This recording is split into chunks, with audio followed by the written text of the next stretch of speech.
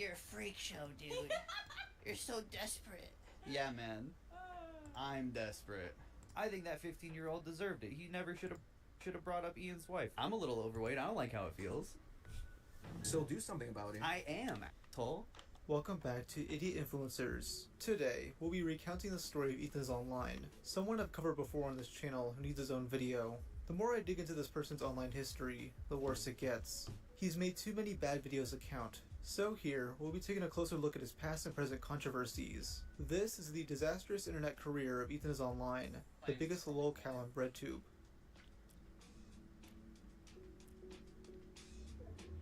Ethan created his channel back in 2014, simply calling it Ciora.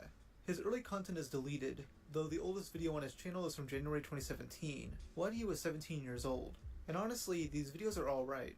Nothing great, but hey, it's a lot better than what I was posting in 2017. Today I'm going to review the LEGO Set 8964, the Titanium Command Rig. Ethan was clearly inspired by the edgy commentary channels of the time, like iDubbbz and Ethan Klein, with his oldest public video being a rant about the channel Mr. Gear. He'd slowly start to post more consistently, though it's possible he deleted much of his older videos. It featured a mix of video game content, reviews. I was starting to watch it and I was like, I want to play more Fortnite, but also like do something. So hopefully he doesn't mind if I just kind of sit here and watch it, which usually he's kind of cool with me. He knows me pretty well, I think. But nice to see you, Adams. Nice to see you. I gotta figure out how to maybe change the resolution because I'm streaming off my computer. I'm playing like remotely, so we'll see how it goes. And short commentary style content. Most notable is his video on Onision, where we get to see what Ethan used to look like. God, he looks like a normal person. What happened? It's really interesting to hear Ethan give good takes, which is especially impressive since Onision wasn't as hated back in 2017. Still hated, but not as much as he is now. The problem with Onision is that the more you criticize him, the more attention you give, the more he just fucking absorbs it like a cuck sponge.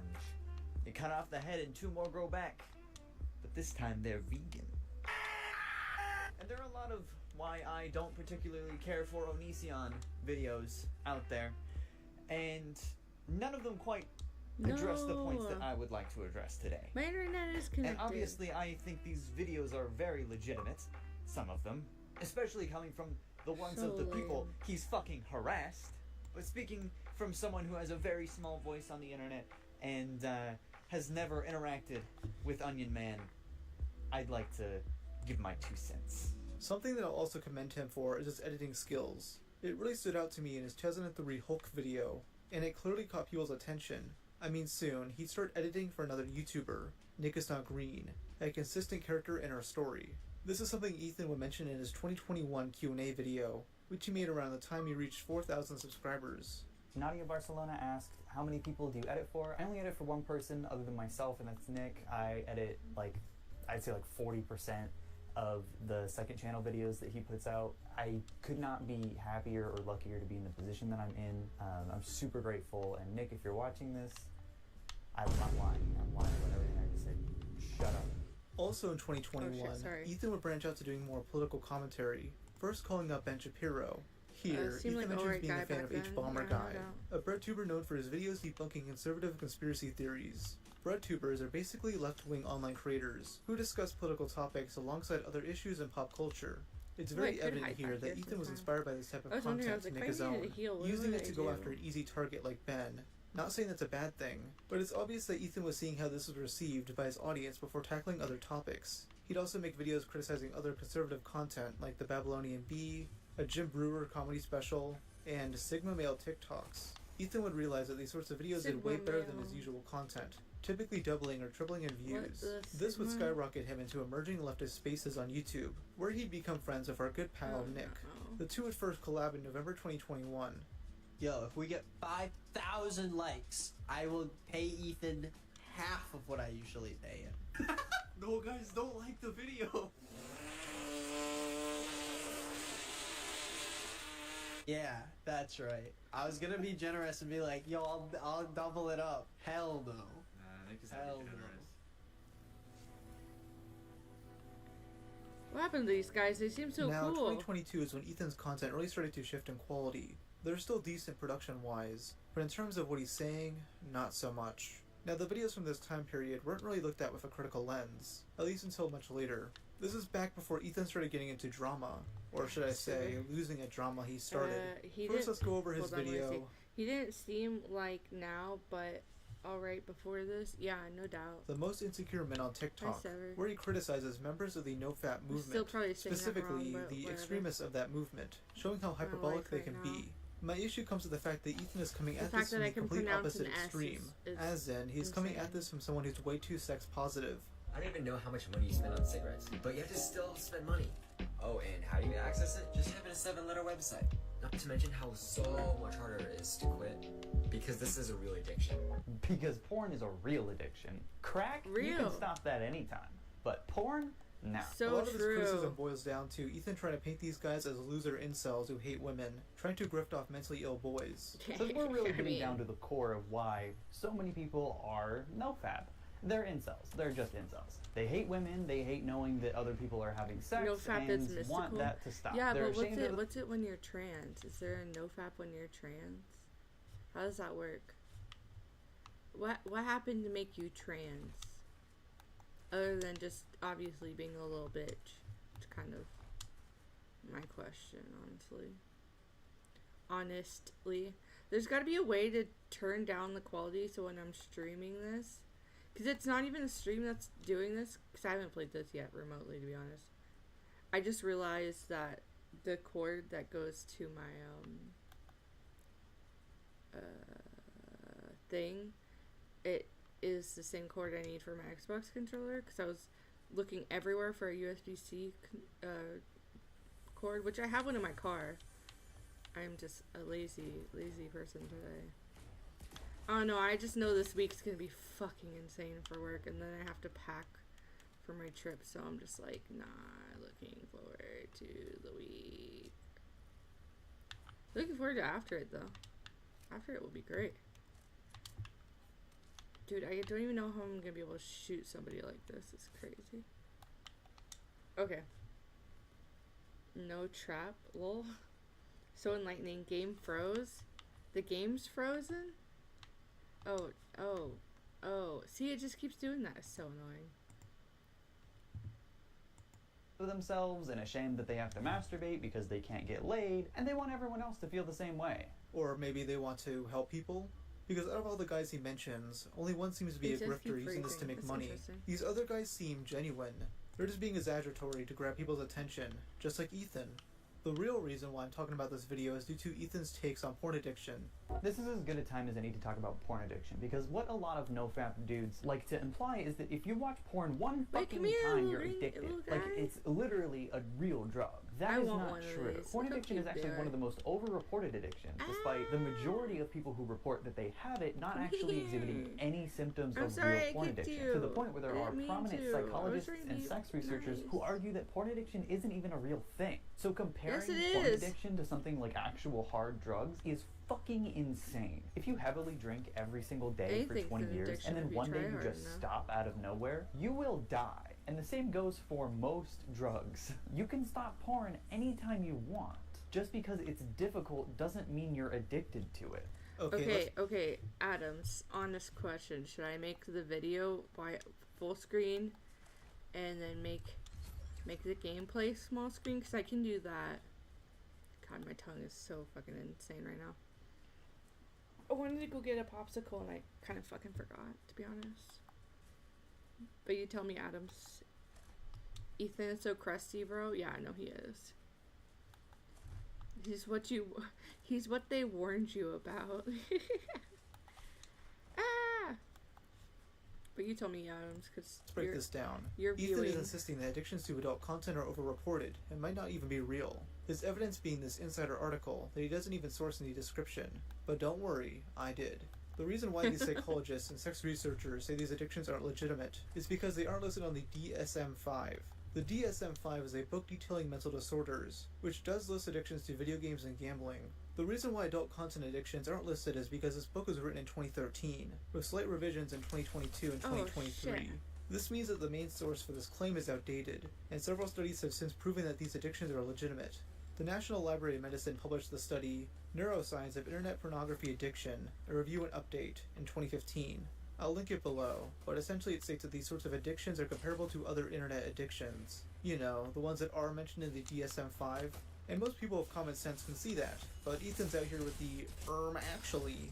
Also, it's obvious that adult content addictions aren't as harmful as drug addictions. The comparison is that they both addict you in similar ways. Ethan ignores this nuance because his ultimate goal is to paint no-fappers as incels. Pretty sure these guys are voluntarily celibate, as in, they want to have healthy, Let's do this.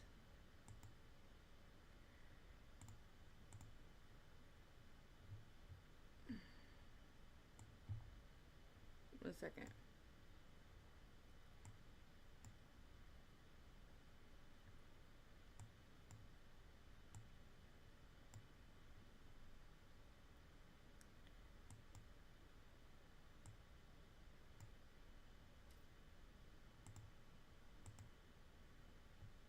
I forget that my chat's over there. Oops.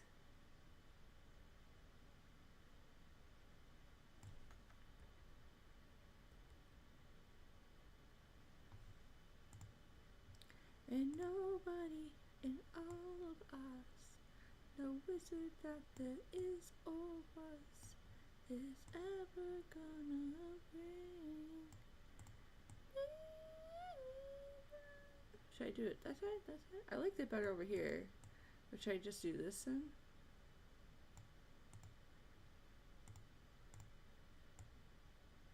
No, you're just gonna be smaller.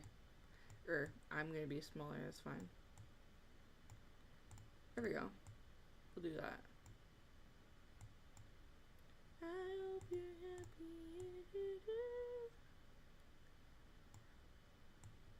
Let's do that.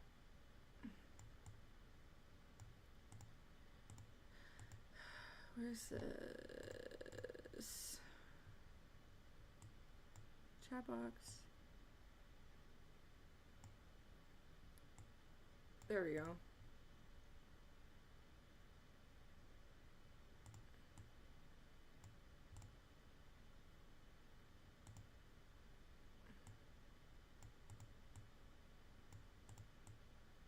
Oh yeah, let's do it that way. The hell?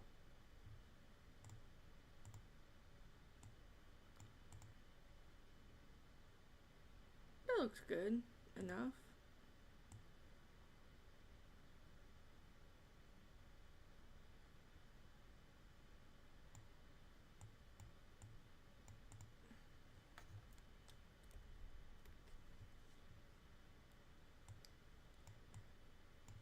One, two, three, four, five, six, seven, eight, nine, 10, 11, 12, 13. Okay. 1, 2, 3, 4. Alright, cool. Do this. Do this. Do this. Do this. Do this. Non-sexual relationships. I don't think this guy knows what that means. All the legitimate criticism from Ethan crumbles away once you realize he's doing this for his own benefit. I mean, come on. This guy's dating an e-whore who sells lewd pictures of herself to random men on the internet. Her entire business relies on men being addicted to porn. If he was actually a sex researcher like he claims, he would know that it's not good to consume too much adult content. Now, I'm a very sex-positive person, and sex research is something that I'm very passionate about. In fact, this video is something that I've been trying to work on for a long time, but I've been trying not to make it so lecture-y. Well, you failed on that front. I want to thank the YouTuber Golden Boy, who did research into this specific topic. I'll link his video below.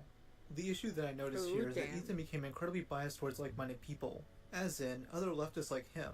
Now, as I said in my Denims video, everyone has some level of bias. I'm biased towards certain people, and Ethan is biased towards certain people. So as you can obviously tell, I have a bias here. I don't understand how this became a controversy in the first place. But with Ethan, he's not able to properly defend his bias. When you can't do that, it makes you look dishonest.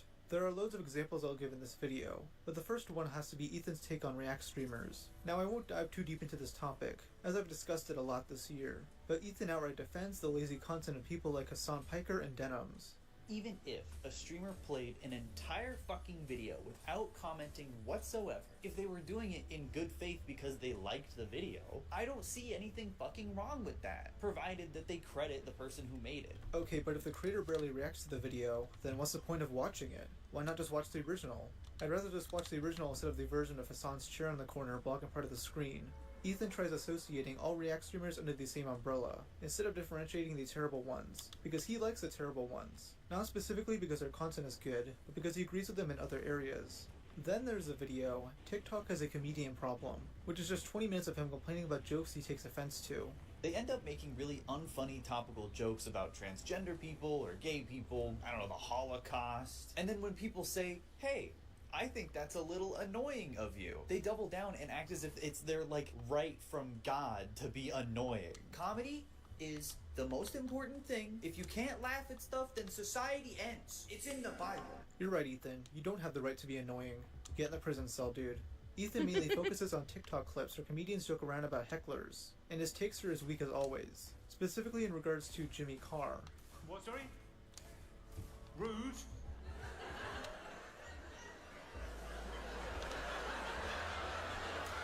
So sorry, when I said there's an ugly woman at the back, you went, hey, he's talking to me? Yeah. Rude. What's your name, madam? Kelly, I'm gonna go soft on you, like every man that's ever seen you naked.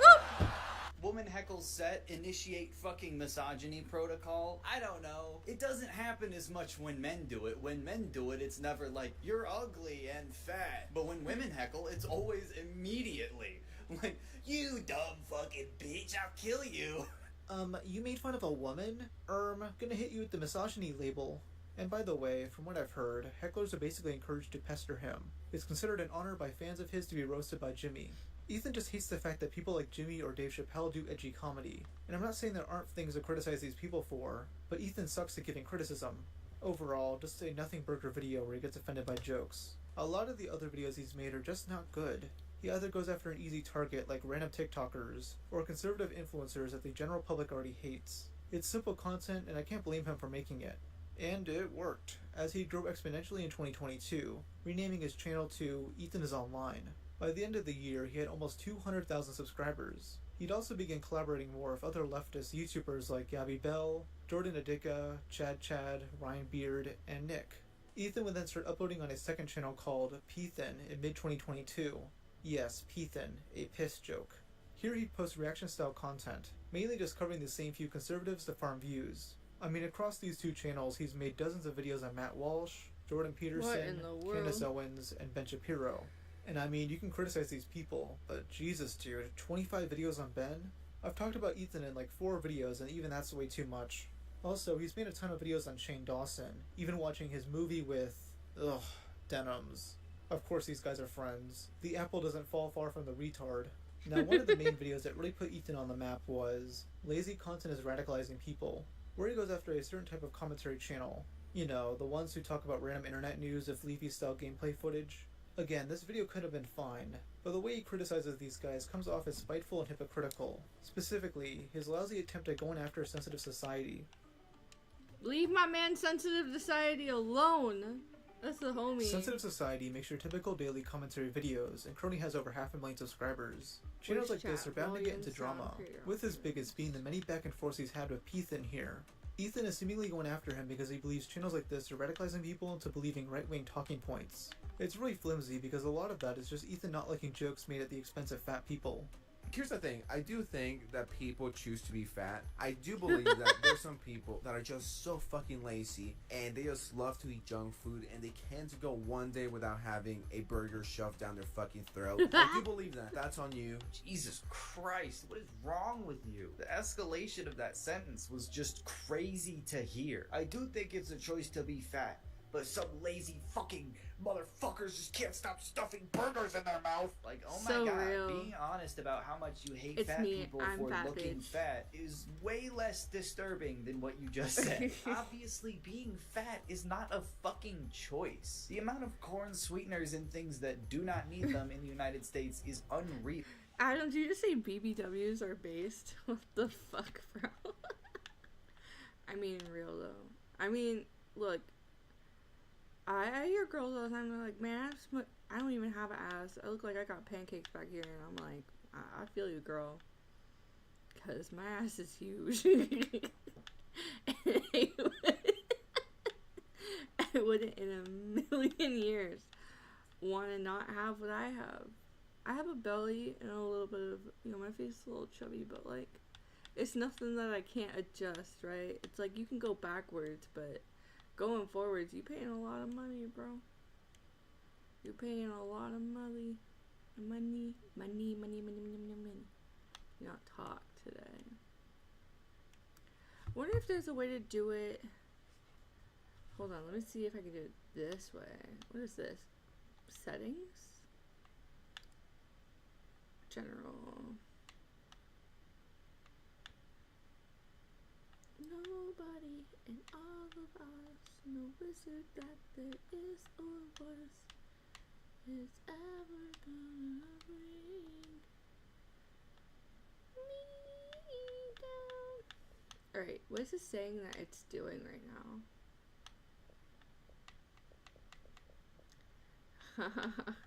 Are you laughing at me?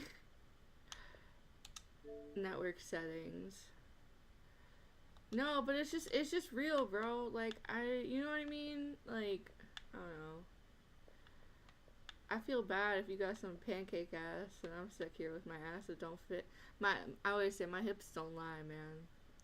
You know, in like school, I always had to like slide up and down trying to get in between chairs. It's ridiculous.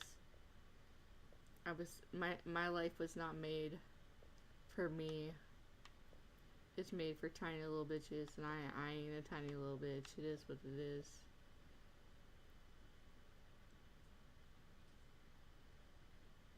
Volume, power options, safety, personalization, network settings, TV options. Let's try 720p. Maybe that'll work. Yeah, let's try this. Maybe that'll be better. Trying to see what I need to do for this. Okay, let's try, maybe this will be better. A save. Play the video. Oh, I'm sorry. Okay. Did you know there's high fructose corn syrup in things like chips, crackers, bread? And not only that, but there are a multitude of factors that dictate your weight. Genetics being the most important factor. Does this guy not know what self-control is? Oh, it's not my fault I weigh 400 pounds. It's all the stuff they put in my food.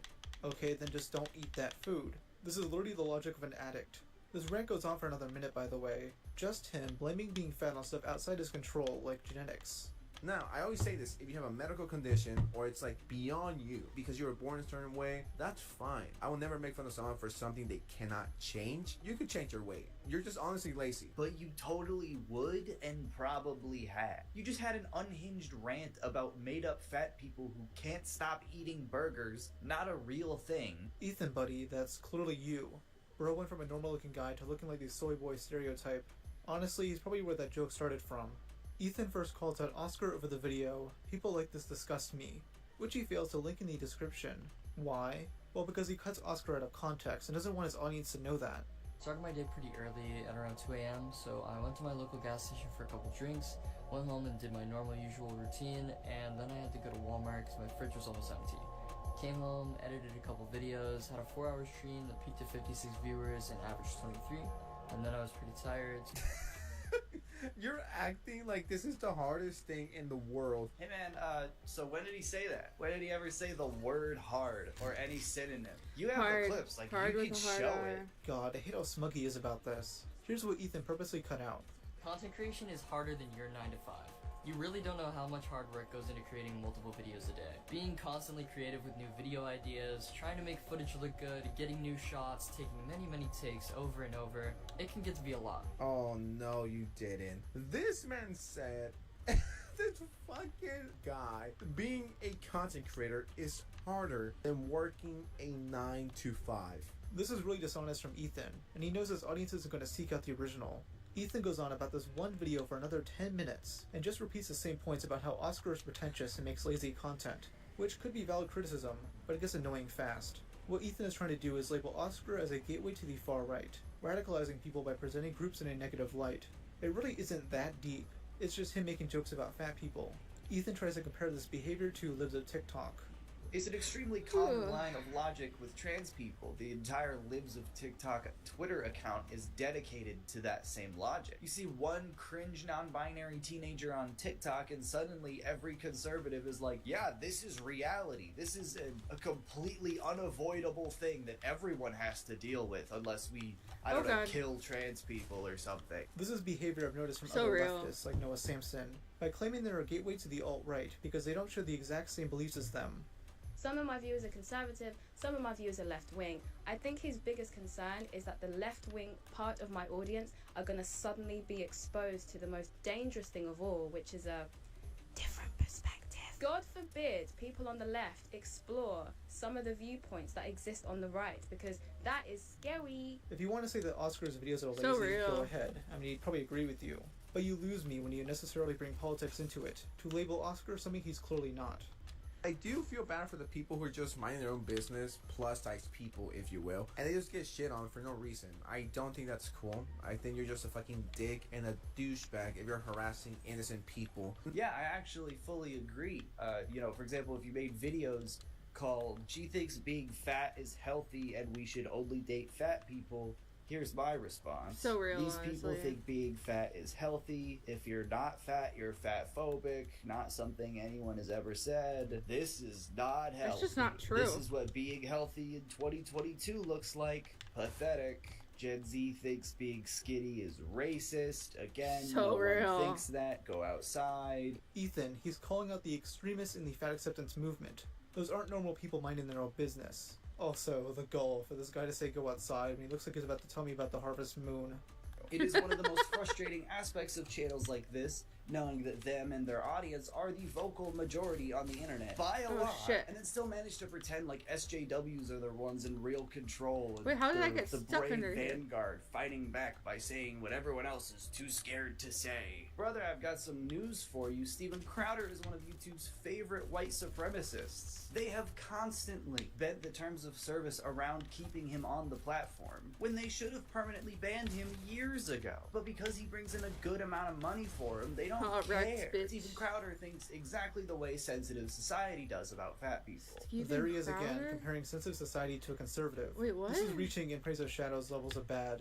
Oh well, this. I mean, I would say maybe a few things about Sensitive Society, but comparing him to Steven Crowder is like, isn't Steven Crowder like super gay, or at least gay appearing? And I'm pretty sure, both literally and figuratively, Sensitive Society is into the tacos.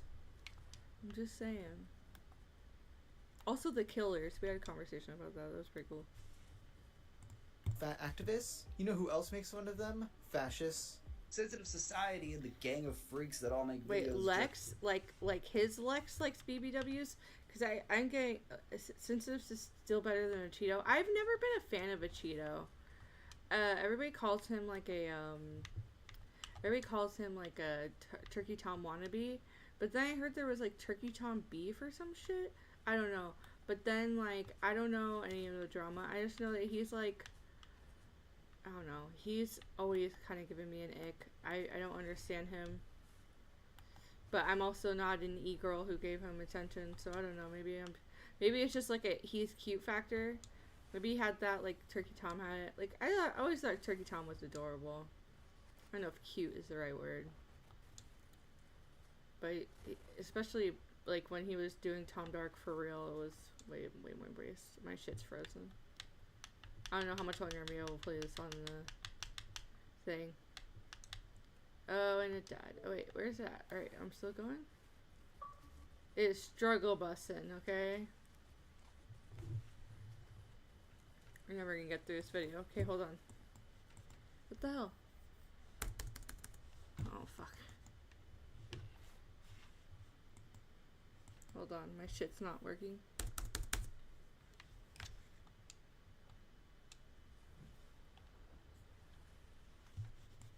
Okay, there we go.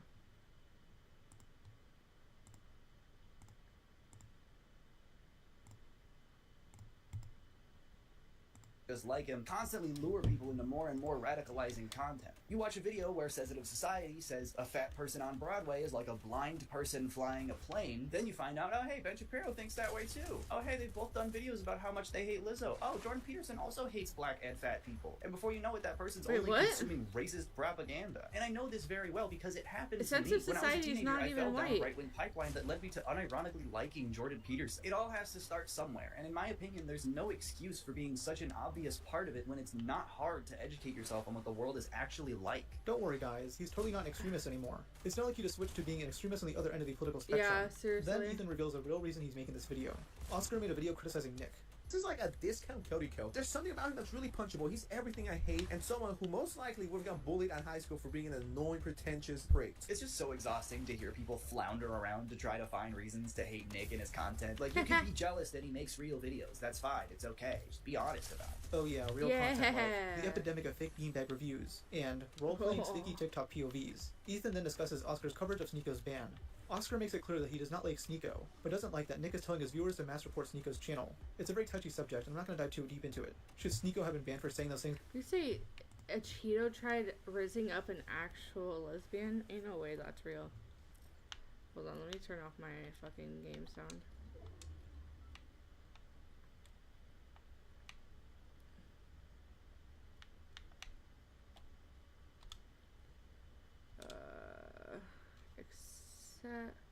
Nope. B-A-Y. There we go. Anyone hear anymore? Things about Chad? Probably. People just didn't like how Nick was going about it. My issue with deplatforming Sneako is that it feeds into his persecution complex, and isolates his audience to other platforms where he can radicalize them. Ethan focuses more on defending Nick instead of being nuanced. Oscar's take isn't that great, but he's not supporting what Sneako did. He disagrees with both sides. 2 weeks later, Oscar would respond back with a video humorously titled, Addressing the Allegations Made Against Me. To make things short, Oscar thinks making his videos out to be political is dumb, and he agrees that his content is lazy. All you do is keyword search a woman through any of these weirdos' videos, and it kind of tells you all you need to know. It's lazy content. Let's not beat around the bush here. Yeah, you're damn right. It's lazy content, and I've said this many times that I'm making about an hour and a half. I don't know how this is an insult. Like, I never hated the fact that it's easy, lazy content to make. Don't get me wrong, I love making it, and it's really fun. I don't even necessarily have a problem with lazy content as a rule, but do you really have to exclusively talk about e-girls and OnlyFans girls and trans people and fat people? Is that like really? Do we really need to hear more weird? Do you really have to talk about incels and men being cringe and calling people transphobic? Do you really have to keep doing that? Can you talk about something else? Aren't you more original than this? Every single point this fucker's throwing at me, it could easily be applied to you and your stupid political takes. Being macho is cringe. This is stuff that's been said for years. Man equals bad, guys. Like, that's all you fucking talk about, dude. Besides that, there really aren't any other big points he makes. It's just him shitposting. Sometime after this, Ethan would respond back on stream, uploading it as a video to his second channel titled, This guy begged for me to see his response video, LMAO. It's incredibly boring because he just restates his original points over and over again. If you want to watch it yourself, the link is down below. I'm skipping it because it's just really fucking boring. The two would enter a stalemate of sorts, with neither really being seen as clearly in the right. Again, Oscar wasn't really trying to make any grand points against Ethan, he was just having a laugh. The drama would respark in mid-2023, when Sensitive Society covered iDubbbz's apology video. Ethan used this as an opportunity to make another video on Oscar, while also covering other commentary channels' takes on the apology. I'll cover this video in the next section, but this would lead to Oscar making a response back. He mainly covers how Ethan twists what people say in order to go after them, and also makes fun of them. The way iDubbbz is talking about this is like if you went to Africa, brought like 10, 15 little boys to America, and iDubbbz made those people slaves and fed them nothing but beans and water. They didn't eat. Why does it look like he's fucking nutty? Does my voice really turn you on that much? I want to see this cool Garfield plushie and cool Lava Lamp. If I was 10, I would definitely be rocking this. Now, sometime after this video, Ethan would invite Oscar on stream for a conversation. That's at least how it was pitched to Oscar. This is pretty much the climax of their feud, and I just have to go over it because it's a goldmine of stupidity. It's very clear from the start that Ethan doesn't want to have a conversation, as whenever Oscar elaborates on something, Ethan cuts him off and pretends he's changing the subject. This person can engage in really deceptively made, really harmful right-wing content because it was the autoplay of your next video, and they feel the same. They say the same thing. Okay, I get what you're saying. I stayed in silence because I wanted to get everything you were saying. And you know what? This is such a unique argument because it's like, well, your video was next on autoplay or bench. No. I'm telling you. That was my fault. And on top of that, I want to say, this is regarding this and regarding everything. I am not responsible. Okay, so we're not talking about what we're moving on from what I was talking about. Cool. Okay, I'll just address it here. Well, you just don't want to talk about whatever. You're moving on. Bro, let the guy talk. Let me speak! Now, while I do agree with the basics of what Oscar is saying, he isn't the best debater. Though to be fair to him, he didn't come on expecting a debate. Ethan continually makes the conversation hostile, and even begins smoking weed to calm himself down. I'm going to break this down, Oscar. And I need you to follow. I need you to follow. Okay, I'm gonna put my weed down just to focus on you. I'm gonna pick my weed up. Smoke it. You said that. Buddy, can you not just put the weed pen down for a couple of hours? Imagine the smell of that house, man. I bet his girlfriend is just as much of a weed addict. You can clearly tell that he's furious, and needs this stuff to keep him from yelling and screaming at Oscar. The two talk a lot about fat acceptance, with Ethan trying to get Oscar's perspective. Ethan asks if Oscar was ever fat. What was your heaviest? Are you comfortable talking about your weight? What was your heaviest? Well, I wasn't like a fat fuck or anything. Like, I just had a little... Why would you say that? That's just, like, rude. Why would, like... I think that's just because you're insecure you said that. That's weird. What, fat fuck? Yeah. You're like, I wasn't like a fat fuck. I was cooler than that. Like, I was better than that. That wasn't me. It's like, you have to understand how you sound when you say stuff like that. It's so weird. Oh my god, why would you ever say that? That's so hurtful. I want to get an idea of what your perspective was. Well, I didn't take it too... Like, I just didn't like it. I don't like how it feels, you know? Like, I don't think it, like... How it feels, being overweight? Yeah. Okay, so I know a lot of people don't like how it feels, Oscar. Yeah. I'm a little overweight. I don't like how it feels. So do something about it. I am, asshole. It's really frustrating that your fucking audience keeps commenting that shit when I do. I used to be heavier, dickhead. But it's, you don't fucking change overnight. Now you're the one getting mad. You literally were just like, do something about it. Fuck off, asshole. It's mean. You're mean. When you talk about weight shit, you're mean, and I don't like it. God, this is hilariously dumb. I find it funny how this guy goes on a full tangent about how he's mean and make comments about his appearance, as if he doesn't do that to others. If he shaved everything but his mustache, he would look scary. He would look frightening. Beard is giving Easter Island silhouette. Yeah, he does look like, at some point out, he looks like from his profile, he looks like a crescent moon. Why does he look like that? Why are his eyes yellow like a Sith Lord? Why does he feel like he was built in Detroit Become Human? Who is this man? I'm frightened of him. If I described to you a balding white man with a podcast who peaked in high school, you'd probably be able to perfectly capture exactly what this man looks like. Sorry to inject him into your head. And I think it's fine to make these comments.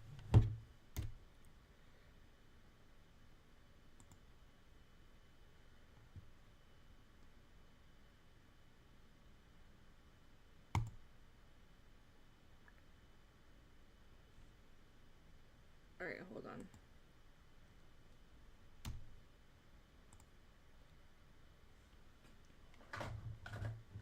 Let me see if I can switch this, see if it'll be a little bit better this way.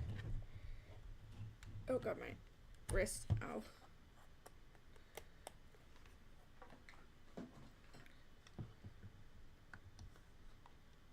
Oh wait, did I put that on the right one?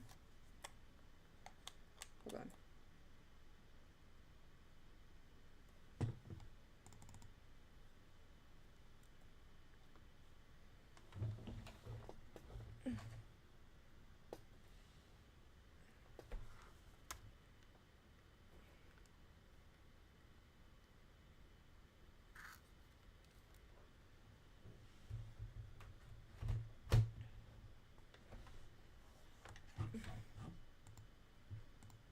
The difference is, Ethan can't handle it himself. He can't stand being told to take accountability over his weight, something that he can't change. Yet he'll call out people he doesn't like over things they can't change, like being bald. If you're going to make fun of someone's appearance, you have to be able to handle similar jokes about yourself. It's called being self-aware, something Ethan pretends to be. Also, I just flat out don't believe him when he says he used to be heavier. I don't imagine he got super skinny by 18, only to gain weight again. He clearly doesn't want to take accountability over his problems. I was playing Hallelujah, and I did Control F, because you literally like gaslit me. I thought I did call you homophobic, and I was like, man, I'm sorry I did that. And I Control F my script, no homophobic. Control F my script, no transphobics, not in there. You were like this goes back to what we were I know, I think you earlier. do have transphobic takes, but I think it's not like overt. I think it's subtle transphobia. Perfect. Here we go. Transphobic. Okay. Why do you think I have transphobic views? I'm transphobic. Please, I want to know your perspective. Well, first of all, I literally just said, I don't think you're transphobic. I think you just have transphobic takes in the same way that everyone has normie-ass takes. It's just normie views on trans people. Oh, I don't think you're transphobic. I just think you said things that are transphobic. Ethan, it's fair to conflate the two. As you calling him transphobic, he's tiptoeing around his true feelings so he doesn't have to say anything in bad faith. He does this a lot. It's how these guys get away with calling everyone fascists. Towards the end of this conversation, Ethan mentions his friendship with Nick and their music project, Queef Jerky. Oscar, jokingly, wants to go to one of their shows and be brought on stage.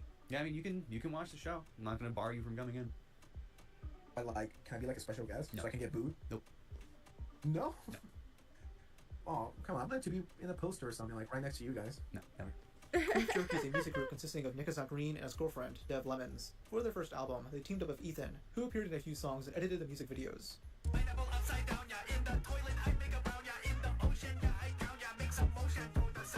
Yeah, this is the type of song I would have made goofing around on GarageBand back in 2014, just to mix up poop and random XD humor, mixed together to make an unfunny comedy song. I talked a bit more about their music in my worst YouTuber songs list, but it's just straight ass. Even some of their fans are questioning this project. The conversation ends on weird terms, with Oscar jokingly trying to befriend Ethan and him not buying it. This rivalry probably could have ended here, though some upcoming drama would change things. I'm sure you've seen this meme before. It reads, "Sentenced to 40 minutes of left-leaning white guy video essay commentary video." Yeah, that's Ethan. That's Ethan's newer content in a nutshell. You got classics like, "This megachurch pastor can't stop flexing," "PragerU Kids is a hilarious mess," "The bizarre depths of the TikTok shop," and "How the right made dangerous planes a race issue." The type of content you leave on in the background and still be bored of. There's a lot of these videos I could go over, but there's 3 infamous ones I'll cover here. First is his video, "The Groomer Narrative is a Lie." Here, he attempts to criticize conservatives who label anything LGBTQ related as grooming. Now, it is valid for him to criticize those who overuse the term groomer to generalize an entire group of people. However, this falls flat the more you watch the video. He tries to spin conservatives as the real predators, which stigmatizes them in the same way he claims they stigmatize gay and trans people. In 2023, any fucking freak bozo, no matter who they are, can pop up on your YouTube screen and talk about how fucking trans people are bad, and buy my t-shirt that says trans people are bad, and now we can start talking about really creepy shit about children now, because we're talking about trans people. Conservatives just, you know, they have children on their mind all the time. You can't blame them for wanting to talk about children every chance they get. This isn't the only time he does this, by the way. Wait, because what? then, Who is that guy that he was just talking about? Talking about really creepy shit about children now, because we're talking about trans people. Literally, there's such a... Hold on, let me see. YouTube.com.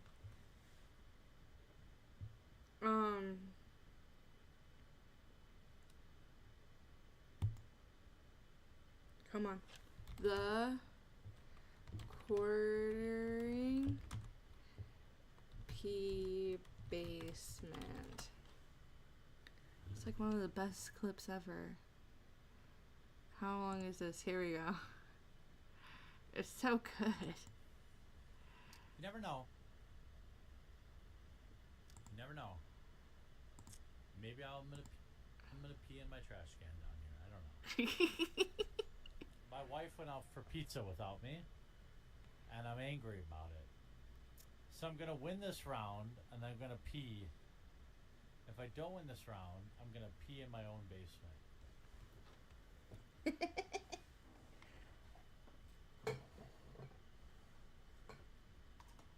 What do we think about that? I don't have a bathroom down here. Oh, we made it! I was ready to pee my pants. I'm ready to, I don't have a toilet down here. All I have is a drain in the floor.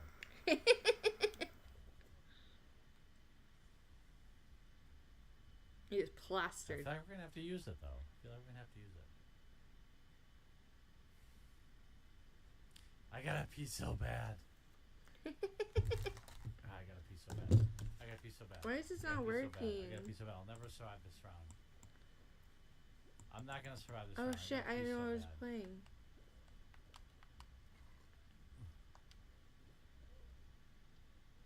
Woo! Oh, I'm almost about to pee my pants. I gotta pee so bad. I gotta pee so bad. I wanna lose so I can pee, but I don't wanna lose.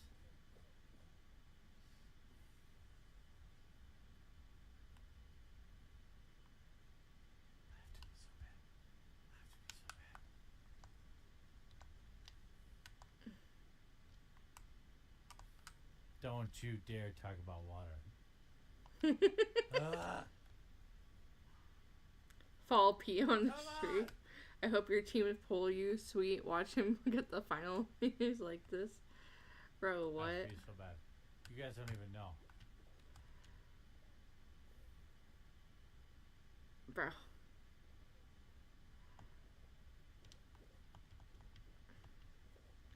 The pee. I don't even know what to say. Don't talk about water. Don't talk about water. Raindrop. No problem. OMG. Don't talk about it. Don't talk about it. Don't talk about it. I made the final round. Somebody owes me 10 subs. Somebody owes me 10 subs. I made Someone owes me 10 subs. What the fuck? I have to be so bad though. It's hard to describe how angry my bladder is. You guys don't know. It's gonna explode. My bladder's gonna blow. Nobody's been eliminated either. Get up! Get up! No!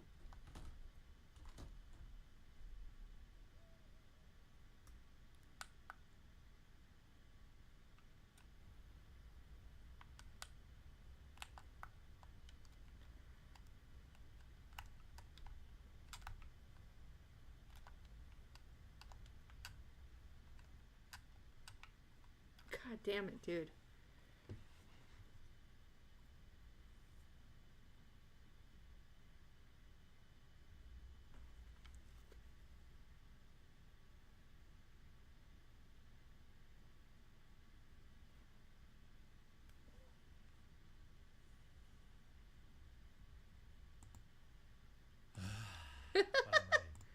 That's crazy.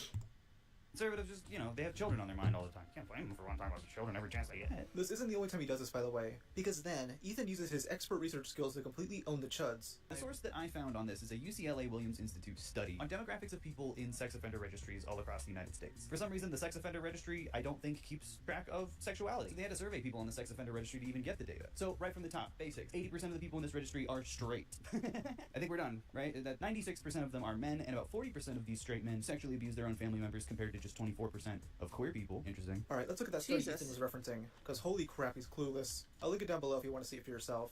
What Ethan fails to mention is that there isn't a 50-50 split in the population size of straight people and LGBTQ people. According to the UCLA Williams Institute, who also published the other study Ethan is using, as of December 2023, around 5.5% of adults in the US consider themselves LGBTQ. Even if high estimates, it's 7.1%. With that in mind, this data literally shows that LGBTQ people commit sex crimes at roughly 3 times the rate of straight people. One of the paragraphs above this chart literally says this, but Ethan completely ignores this. So in an attempt to show gay people don't commit sex crimes at higher rates, he shows a study that completely proves that wrong. He does show that LGBTQ people have a higher rate of being incarcerated, but says it's because of oppression. He never shows valid proof of this, it's just an assumption. I'd be willing to believe him if he does have evidence. I don't know if this is stupidity, or that he's intentionally twisting the truth to make his side look better. It's hilarious because right before showing this study, he was super cocky. But yeah, sure, let's say that there is any sort of legitimacy behind the idea that gay people are grooming kids. Not that there's any fucking study to support that ever, but, you know, if that's the narrative we're going with, we're gonna have to talk some facts and logic. So if you're a conservative watching, this is the part where you're gonna turn off the video. I know you guys aren't really huge on facts and logic, so make sure to press subscribe. Ethan's own research disproves this point, and nobody in his audience realized it. It wasn't until half a year later when Think Before You Sleep looked into that study and pointed out how wrong Ethan is. Ethan then digs deeper into calling conservatives groomers. It's no news that the Catholic Church is full of creepy freaks. We already know. Everyone knows. But all these conservatives all say the same shit about gay people. And listen, if you're friends with pedophiles and you say the same stuff as pedophiles, I don't know if you're all that good of a guy. I don't know. He tries to conflate that all Catholics are pedos or pedo defenders, listing off a few examples. One is a man named John Roach. Speaking of hypocrites who love, you know, hurting children, let's talk about John Roach. John Roach was a Catholic archbishop in the Twin Cities from the 70s until the 90s. Listen, I know I said Catholic, and yes, it's exactly what you think. It is pretty extensively documented how much of a pedophile defender Archbishop John Roach was. He literally had the sexual assaulter of multiple boys sign a contract that said, don't go to the youth group because you're a mega pedophile. Wait, repeat that? Wait, what? He literally had the sexual assaulter of multiple boys. So, your example of a Catholic conservative being a pedo defender involves them protecting a man molesting boys. So, a gay guy. You were once again arguing against yourself. Could you not find one case of a straight Catholic pedo? And I love that he's conflating all Catholics as conservatives, since the majority of them are either Democrats or have no political leanings. Instead of dismantling a groomer narrative, he spreads a different one out of pure spite. A completely hypocritical move that doesn't dismantle the supposed lies of his opponents, but instead vilifies them. This whole video is just, oh, you think we're the groomers? No, you! Instead of meeting down the middle, Ethan does exactly what he calls out others for, overgeneralizing. During last year's iDubbbz drama, Ethan would weigh in with, the response to iDubbbz apology is gross. Now if you want the full context of what he's talking about, go check out my iDubbbz documentary. To keep things short, Ian, or iDubbbz, got into drama last year for his disastrous charity boxing event, which involved drama of one of the fighters, Froggy Fresh. During the midst of this, Ian apologized for his old edgy content, which involved him jokingly using some no-no words. Many criticized this apology for the timing and how performative it was. As he treated this old content as a burden, he'd had to deal with for the rest of his life. In my opinion, Ian was doing this to purge his channel of his older audience, since they were critical of his recent actions. Ethan would be one of the few YouTubers to defend Ian, using it as an excuse to go after a few commentary channels he didn't like. One of those was Sensitive Society, who he mainly just called unfunny while being unfunny himself. He also claims that IDubbbz's fanbase is radicalized to an extreme level. You just made YouTube videos. It's not that serious. He made videos that weird, sick freaks like Sensitive Society praised and took so seriously and held him on such a pedestal. That's why this video is even able to exist, is because people took his content to such a weird, unhealthy extreme. I find this funny because Ethan himself was a fan of Ian's old content, stating this in the intro. I used to be a fan of old IDubbbz, and I was also very ignorant while I watched that content as well. And as someone who was de-radicalized, I think this video that Ian put out is pretty important. The perspective of someone who participated in right-wing radicalization and racism on the internet having changed over time is a really good example to set. Again, Ethan wasn't de-radicalized. He shifted to the opposite extreme. Just because Ian said some edgy shit doesn't mean he was far-right. Even Hassan Piker, someone just as radical as Ethan, doesn't think Ian was alt-right. It didn't seem like you were, you know, any different than any other content creator on YouTube in that same era. As a matter of fact, you were probably like more towards the center or left than most content creators of that era, because you were shitting on the most like right-wing content creators of that era. Okay, that last part was stupid, but you get what I mean. I guarantee you Ethan was never far right-leaning. He just found edgy humor funny and saw others shift away from that to be more socially acceptable. Ethan then moves on to nitpicking the Jinx Reload content cop. This is the secret formula to maintaining a positive like-dislike ratio while producing terrible content. What the hell does he have written behind him in the back there, where he needs to have a script with him for this video? He's not saying anything. He's not saying anything about the content. He's just saying, like, man, he has a different bucket hat in every video. Okay. Ethan, it's a comedy video. He's making jokes. Something you clearly don't know how to do besides being snarky. Ethan then briefly mentions a few other channels like Cabos and Jamari, getting offended at a sex worker joke made by the latter. If I were down bad enough to buy her OnlyFans, which I'd rather kill myself, we share her now. That's a fucking hideous way to act and a really gross way to think about women. Yeah. What? Hold on. Oops. Something you clearly don't know how to do besides being snarky. Ethan then briefly mentions a few other channels like Cabos and Jamari, getting offended at a sex worker joke made by the latter. If I were down bad enough to buy her OnlyFans, which I'd rather kill myself, we share her now. That's a fucking hideous way to act and a really gross way to think about women. Yeah, man, you're definitely not the creepy weirdo here. Again, Ethan's own girlfriend has an OnlyFans. Lastly, he covers a video by Diesel Patches. Diesel! It's not even about Ian's apology. It's a video made a month prior, looking back at Ian's sex worker's video. You can tell Ian kind of lost his composure a bit. He's all fucking red-faced, and at one point in the video, he makes fun of a 15-year-old kid to defend his queen. First of all, the crowd that is defending saying the N-word is mad about someone pointing out a 15-year-old's looks. I think that 15-year-old deserved it. He never should have brought up Ian's wife. That's fucking weird. Mr. Bullying isn't okay thinks it's valid for a massive YouTuber to mock a 15-year-old. And only a few weeks later, he'd say this during his conversation of Sensitive Society about Fuzz99. Why do you care so much if they look goofy? What if they say, I don't care if I look goofy, I still like being silly. I still like being this person. Then be silly. But why are you... Okay, so, but then you keep making videos to tell them to stop. Like, why does it... Like, I know you're just doing it for the bag. I know you don't really care that much. But, like, it's mean. It's mean to do, and you have mean takes when you say things about them. You're a meanie doo-doo head. It's a public platform, right? And you upload yourself, and anyone can talk about it, just like I've done. So it's okay to bully because it's a public platform.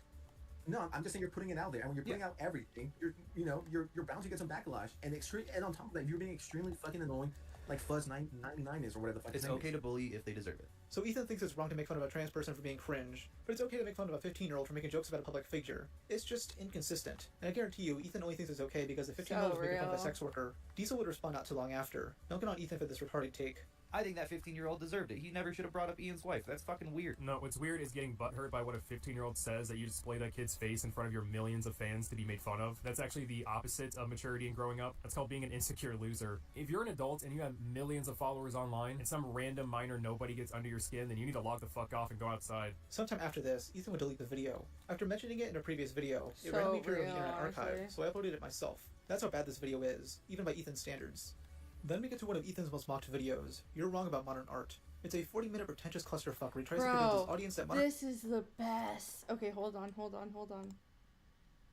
We need this shit in HD. Hold up.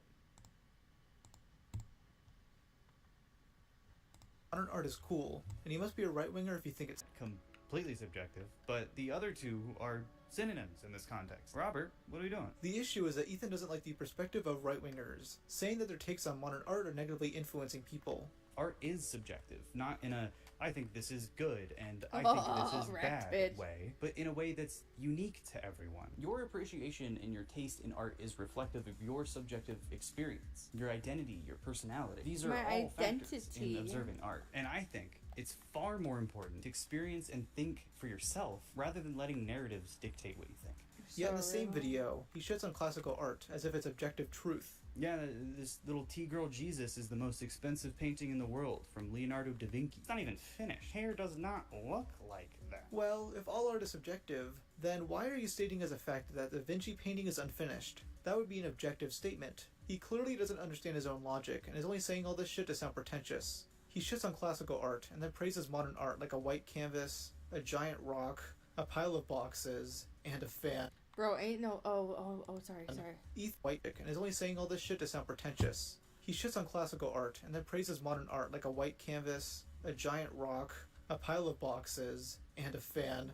Ethan's reasonings for liking these pieces is due to their backstory, not how good the art looks. He likes the fan because the person who owned it died from AIDS. Yes, that's why that fan is considered art.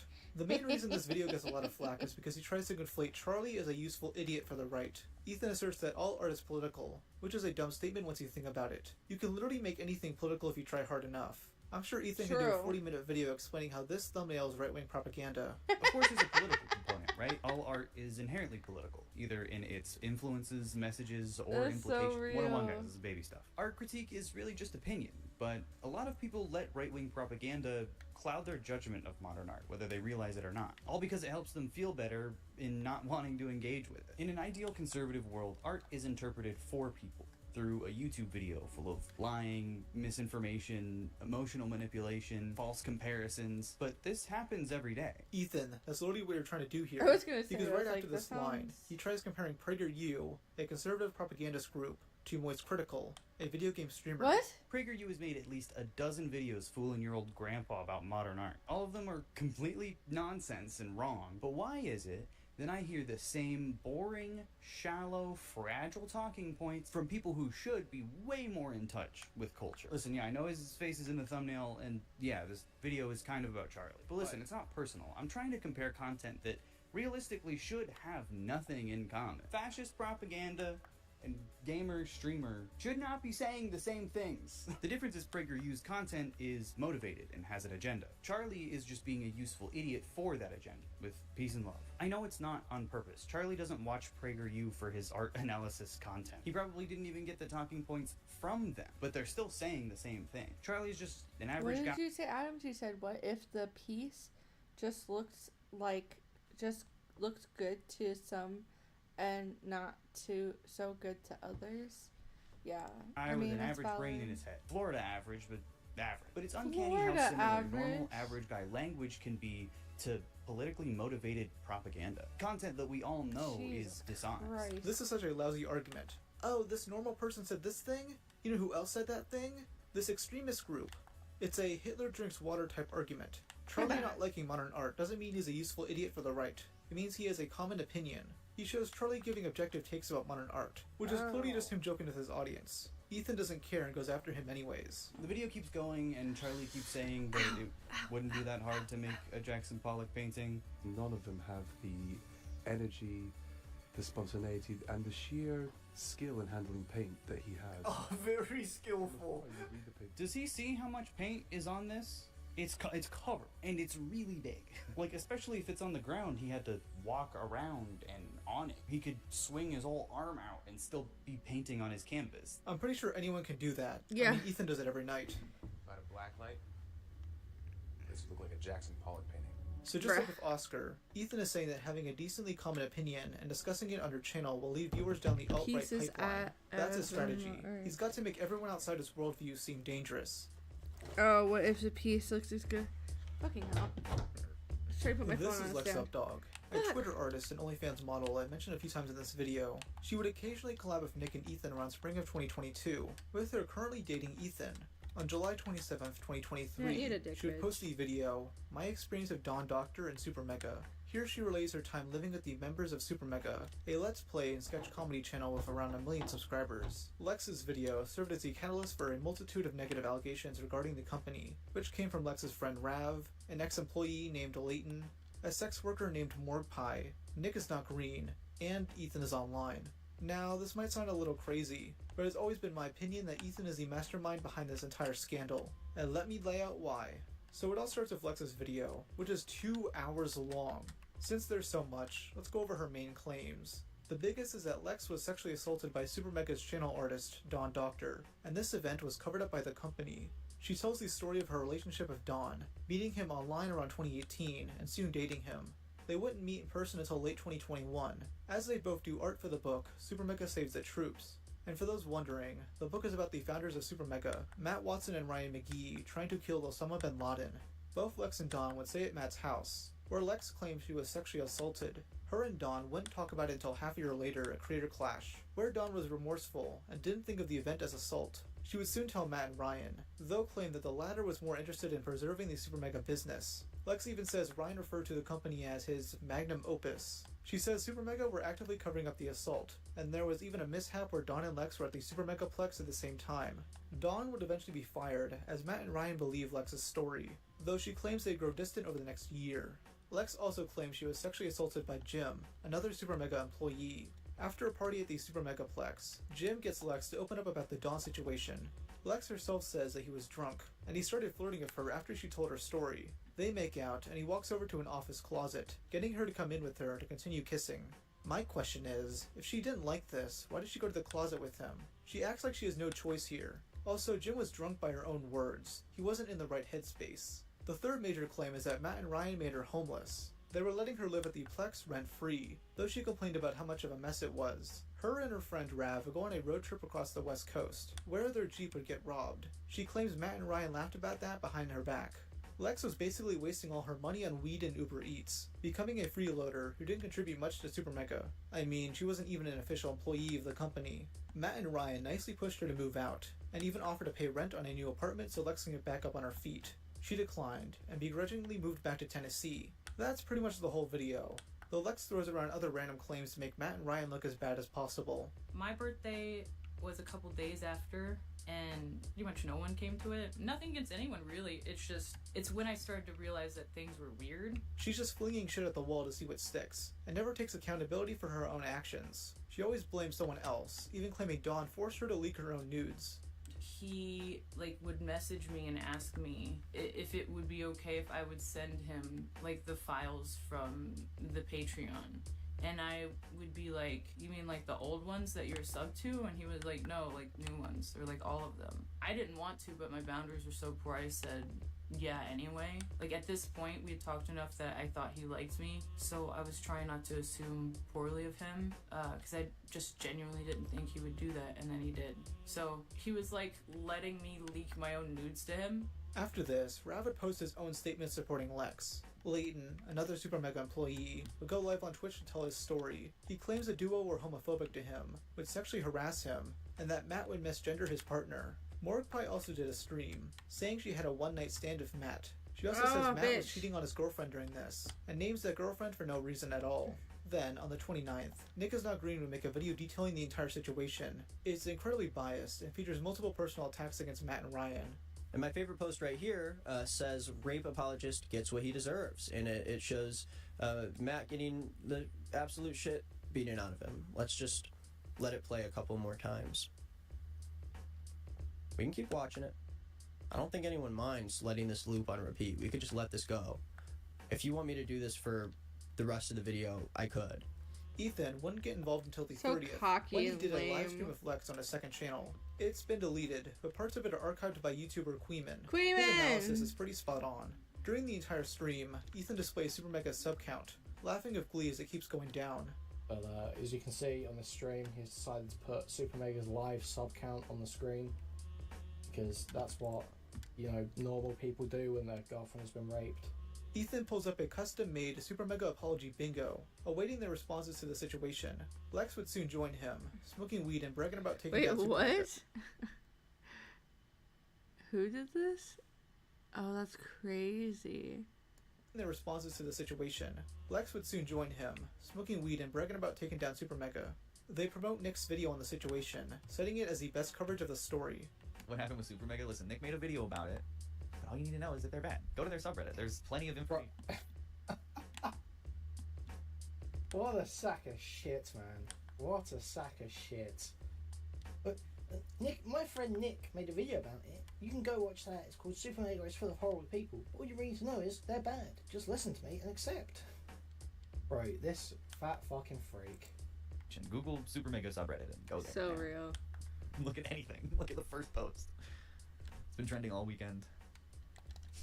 It's funny how fast everyone turned on Super Mega. Yeah, and I think that goes to show, right? Kind of self-fulfilling in a sense. Ethan also promotes his new music of Queef Jerky, calling it the Song of the Summer. Pineapple Upside Down's blowing up. Yeah, it's the Song of the Summer. That's why. No! Pineapple Upside Down's a bang. Filming that one was fun. Yeah, we filmed that together. My first music video I ever made, and I basically like directed it. I had so many shot ideas, and Nick gave me the director's credit. So 143K. It's basically just the Song of the Summer. It's just y'all smoking mid, bro. Every day. I love smoking mid. Yeah. Oh my God. Is that it? Are they done? I love smoking mid. Me when I get a lobotomy. You sure you haven't had that lobotomy yet, Lex? This stream reveals Lex and Ethan's true intent, to ruin Super Mega. Instead of focusing on the person who assaulted her, they'd rather go after the bigger names tied to the situation to ruin their careers. These are serious allegations they are spreading, yet they themselves don't take it seriously. And guess what? This isn't even Ethan's first attempt to cancel them. Before 2023, Ethan was a big fan of Super Mega. In fact, he posted about them quite a bit, even trying to get Nick to go on their channel. Things soon changed in April 2023 when Leighton got fired. He made various allegations against Super Mega, which Ethan happily spread on Twitter. Fans of Super Mega have been harassing my friend Leighton non-stop after he came out detailing one of many disgusting cases of homophobia he and many others witnessed in their office. His is not the only story, and everyone defending them will look very, very stupid very soon. He continued with, "I'm just as disappointed as many other fans, Leighton included, but I refuse to make excuses for racist, entitled dipshits who hurt people. If you see people getting quiet right after speaking on things like this, remember how lawyered up YouTubers can be." Ethan also alludes to Chuck E. Cheese's middle name, a joke Matt and Ryan would tell. Since you're fucking stupid, I'll explain the joke. Chuck E. Cheese's middle name is the N-word of a hard R. A joke I heard multiple times while around their office, as have multiple other people. Nick would chime in, stating, "Sounds like a really cool fan base that constantly defends two white dudes who have a horrible reputation behind closed doors." Many ignored this, pointing out how unhinged Ethan sounds. One user even wrote, "Okay, and didn't Leighton say an anti-Semitic slur? Good to know, you're willing to overlook anti-Semitism, Ethan. Great job." This was definitely an attempt to cancel Super Mega, though it failed due to how untrustworthy Leighton is. Lex's story was a clear opportunity to try again, and it worked at first. Ethan would gloat on Twitter, harassing Matt by saying, "Hey man, saw your girlfriend post this on a private. Can't wait to see the response debunking everything instead of an apology." Right. So Ethan is going after the guy's girlfriend, who, isn't a public figure, the one who was brought up by Morgue Pie for no reason. The next day, he tweeted, "In case you missed it since you unliked it, tough guy over here was liking pics last night of Tony Soprano killing someone who ratted on him. Normal behavior from a guy who was knocked out in 20 seconds. I cannot imagine more pussy behavior." Jeez, talk about schizo posting. All he did was like a frame from a show he enjoys. Who cares? This isn't like when Noah Samson liked to tweet about wanting Vosh to be killed. This time it's completely innocuous. Ethan is just trying anything at this point to make them look like freaks, when in reality, he's the freak. Matt and Ryan would finally respond on July 31st, making two separate videos. First is Matt, who admits that he could have handled the Dawn situation better. He claims that much of what Lex said was a misinterpretation of events, and that he could have been more clear to her. Oh my Matt God, showed why is evidence it for being this, fucking and brought up gay? how Lex didn't want any of this to be made public. We never stated our reasoning for cutting contact with Dawn or removing him as the channel artist because Lex had not publicly talked about this, and she expressed that she did not want this to be a thing that was public. I'm stuck in the we car. felt like it was not our place to address someone else's sexual assault and give that as the reasoning for removing Thank you, contact with for Dawn. fuck's sake. We figured that as long as he was gone and we weren't working with him, that was our response. The last thing that we wanted was to bring attention to something that Lex did not want attention brought to. Matt gives additional Why is context to this why they not became distant working? with Lex and Rav, and says they did not try to make them homeless.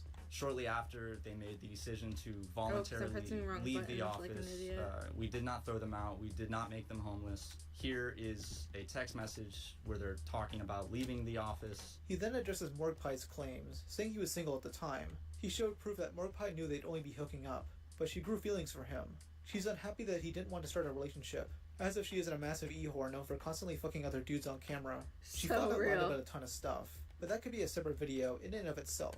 Matt then explains that he fired Leighton due to his constant mood swings and poor work performance, though Leighton had suggested leaving the company previously. He brings up the claims of homophobia, claiming that Leighton encouraged these jokes and took part in them. Here are screenshots from several occasions where I made sure Leighton was comfortable with these types of jokes.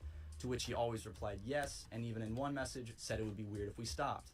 In this message, Leighton says he sees no issues with the jokes. Here he says he feels more comfortable around us than anyone. And I said, real talk, we absolutely love having you as a part of Super Mega. You've completely revolutionized our company.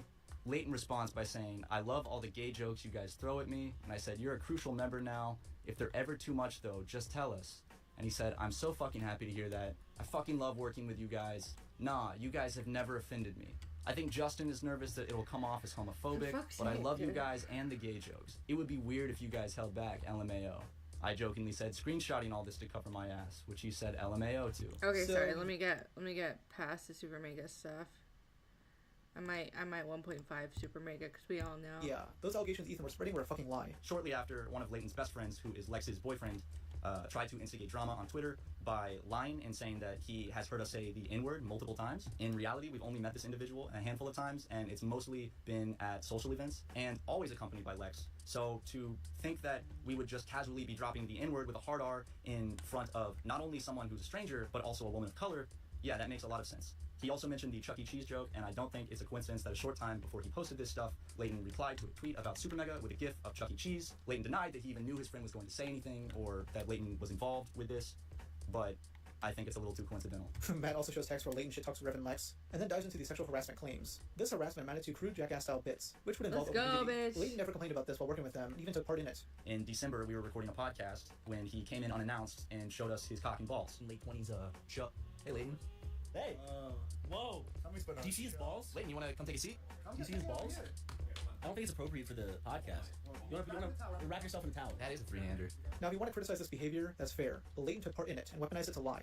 Ryan's video is much shorter and mainly discusses events from a specific point of view. He debunks Leighton's claims of misgendering, saying his partner is gender fluid. Oof, this guy who cries homophobia just misgendered someone. It's almost like the outrage is performative. Ryan does own up to a few things, like sexting fans, and how poorly he handled Lex's situation. However, why is this not working? Daniel Kyer. For context, Daniel was a former best friend of Matt and Ryan, who collaborated with them on their YouTube channel, Syndigo. He would sadly commit suicide on September 16th, 2015, with it being a traumatic event for the duo. The accusers of Super Mega would weaponize this as a personal attack against them. Matt's like at least twice in front of me, separate times we'll hang out with him, has called Daniel a coward. So no, they don't care about suicide. They don't give a shit about suicide. They only give a shit about themselves and who they can make jokes of that they can get away with. Lex brings this up because Rob's partner attempted suicide, which has nothing to do with Super Mega besides being a form of guilt tripping. I know why every time I get in the car, I get stuck. On September 16th, 2015, while Matt was in South Carolina and Mark was at work, I found Daniel unresponsive in his room due to an apparent suicide attempt. He was taken off of life support on September 18th of 2015. To address these allegations head on about me making fun of the suicide of my best friend, I just want to state that it's just untrue. The person making these claims never knew Daniel.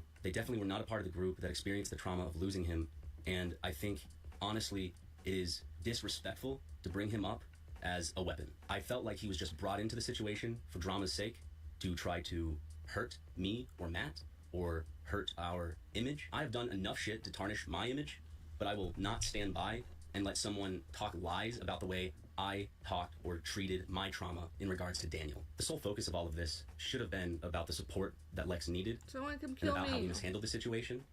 All of the attention should have been on Lex.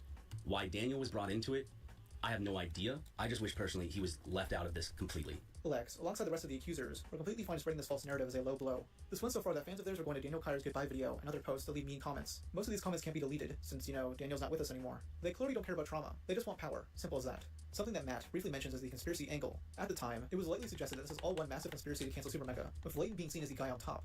A lot of people, mainly Leighton and his close friends, have used this as an opportunity to capitalize off of what was initially someone's story of sexual assault. It seems like the story lost its plot and quickly devolved into a dogpile on me and Ryan, when I don't think we necessarily were the focus to begin with, because it was about an assault. However, I don't believe that. Leighton is way too mentally stunted to pull off something like this. It was Ethan. Think about it. Ethan immediately supported him and got Lex on board. He knew of her story and had her take her time in making that 2-hour video. Leighton got Mordpie involved since they're friends, and they're supposed to collab in the future. Mordpie is someone that I met and didn't need to like me, didn't have to. But especially after all this crazy shit, she still was so sweet to me and wanted to record with me, and she liked the idea of my show. Lex and Ethan then reached out to Nick to cover it, since he had a much larger following. Nick at first denied this being a coordinated effort, stating this in his second video. There is no way where I would look at that situation and hear her story, and do people think that just legitimately she just wants to outright lie about the way they treated her for no reason? I don't really understand where people are coming from when they call me a liar with an agenda and they call her a liar with an agenda. Where do you guys think we're coming from? Who used to be friends with Ethan and Lex at the time of her video releasing. So here, he flat out says that he was asked by Ethan and Lex to cover the story, a detail he previously omitted. Ethan also admitted on that Twitter post that Leighton's story isn't the only one. How long had Ethan been planning this? And by the way, this tweet is still up. Ethan wants some form of power. He's this pitiful little man-child who seemingly got bullied in high school, and now wants the ability to do that to other people. That's all he's doing here. He wants to justify bullying Matt and Ryan, going so far as to call out Matt's girlfriend. He's willing to slander these guys because a mentally deranged friend of his got fired. This was never about the sexual assault, as most of the conversation barely revolved around Dawn. And honestly, with all the other information that's come out since, I personally don't believe Dawn assaulted her in the first place. If she's willing to lie and over-exaggerate everything else, why would this be any different? Following these responses, things started falling apart for the accusers against Super Mega. Morgue Pie stopped addressing it, going back to sexualizing herself in front of her 13-year-old Twitch audience. All of Leighton's accusations were proven to be lies, with even Lex throwing him under the bus. She'd soon unlist her original video, and updated the description. Here she states that what Leighton said in his stream wasn't okay, and that he did that stream while she was seeing a movie. I call bullshit on that, as the stuff he said about Daniel was said by her first. She's now trying to discredit him, after Leighton pretty much left the internet and deleted everything. Nick would continue making videos, where he doubles down, yet keeps contradicting himself. Oh god, I'm tired. I have no agenda. If his art sucks, let's fucking dunk on him. He sucks. Countless comments of people calling me a liar and claiming that I posted about this situation in malice towards Super Mega. Let's just let it play a couple more times. You can keep watching it, but I have not blocked any words, I have not suppressed anything, but I do not have any ulterior motive for my videos made on Super Mega. Really not something to be that proud of. Seems like Matt Watson is a 14-year-old boy, and he looks like it too. So Leighton was a former merch designer for Super Mega, and was let go without Super Mega actually saying anything to their audience. Nick truly showed me true friendship. I don't like Leighton. He was a reputable source. I came to find out that Leighton was not a reputable source at all. My TikTok drama audience does not overlap with a dying Let's Play channel. Justin and Kelly have both taken Super Mega out of their bios. To know that they were willing to immediately disconnect and separate themselves from Super Mega, it says a lot. But I do not have any ulterior motive for my videos made on Super Mega. And if you don't remember Matt and Ryan, you might remember them from the first Creator Clash, where they both had the shit beaten out of them. I was still a third party who made this video summarizing Lex's story. This isn't like an online, like, normal thing where I look at all the facts. Of course, I'm gonna take the side of a personal friend of mine. I have no agenda. I have no agenda. I have no agenda.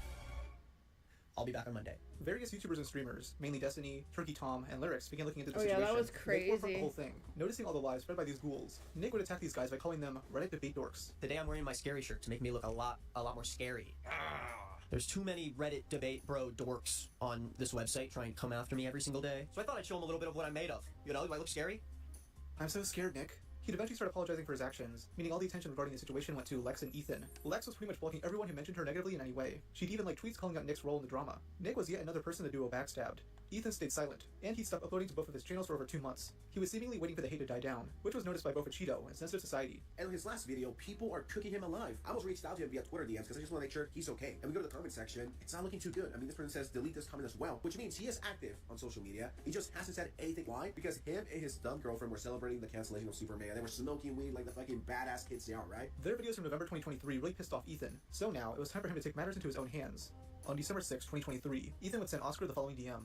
What's up, bitch? Sounds like you have a lot to say about me online. You want to talk again? If not, get my dick out of your mouth and make some real content. Oscar posted this with a caption, someone is mad. He then replied to this with, Ethan, how is your relationship with Nick is not green? Ethan responded with, bad. I thought you were the one making videos about how evil he is, or whatever. You clearly don't know your facts. Stop getting distracted by other people you want to clout chase from.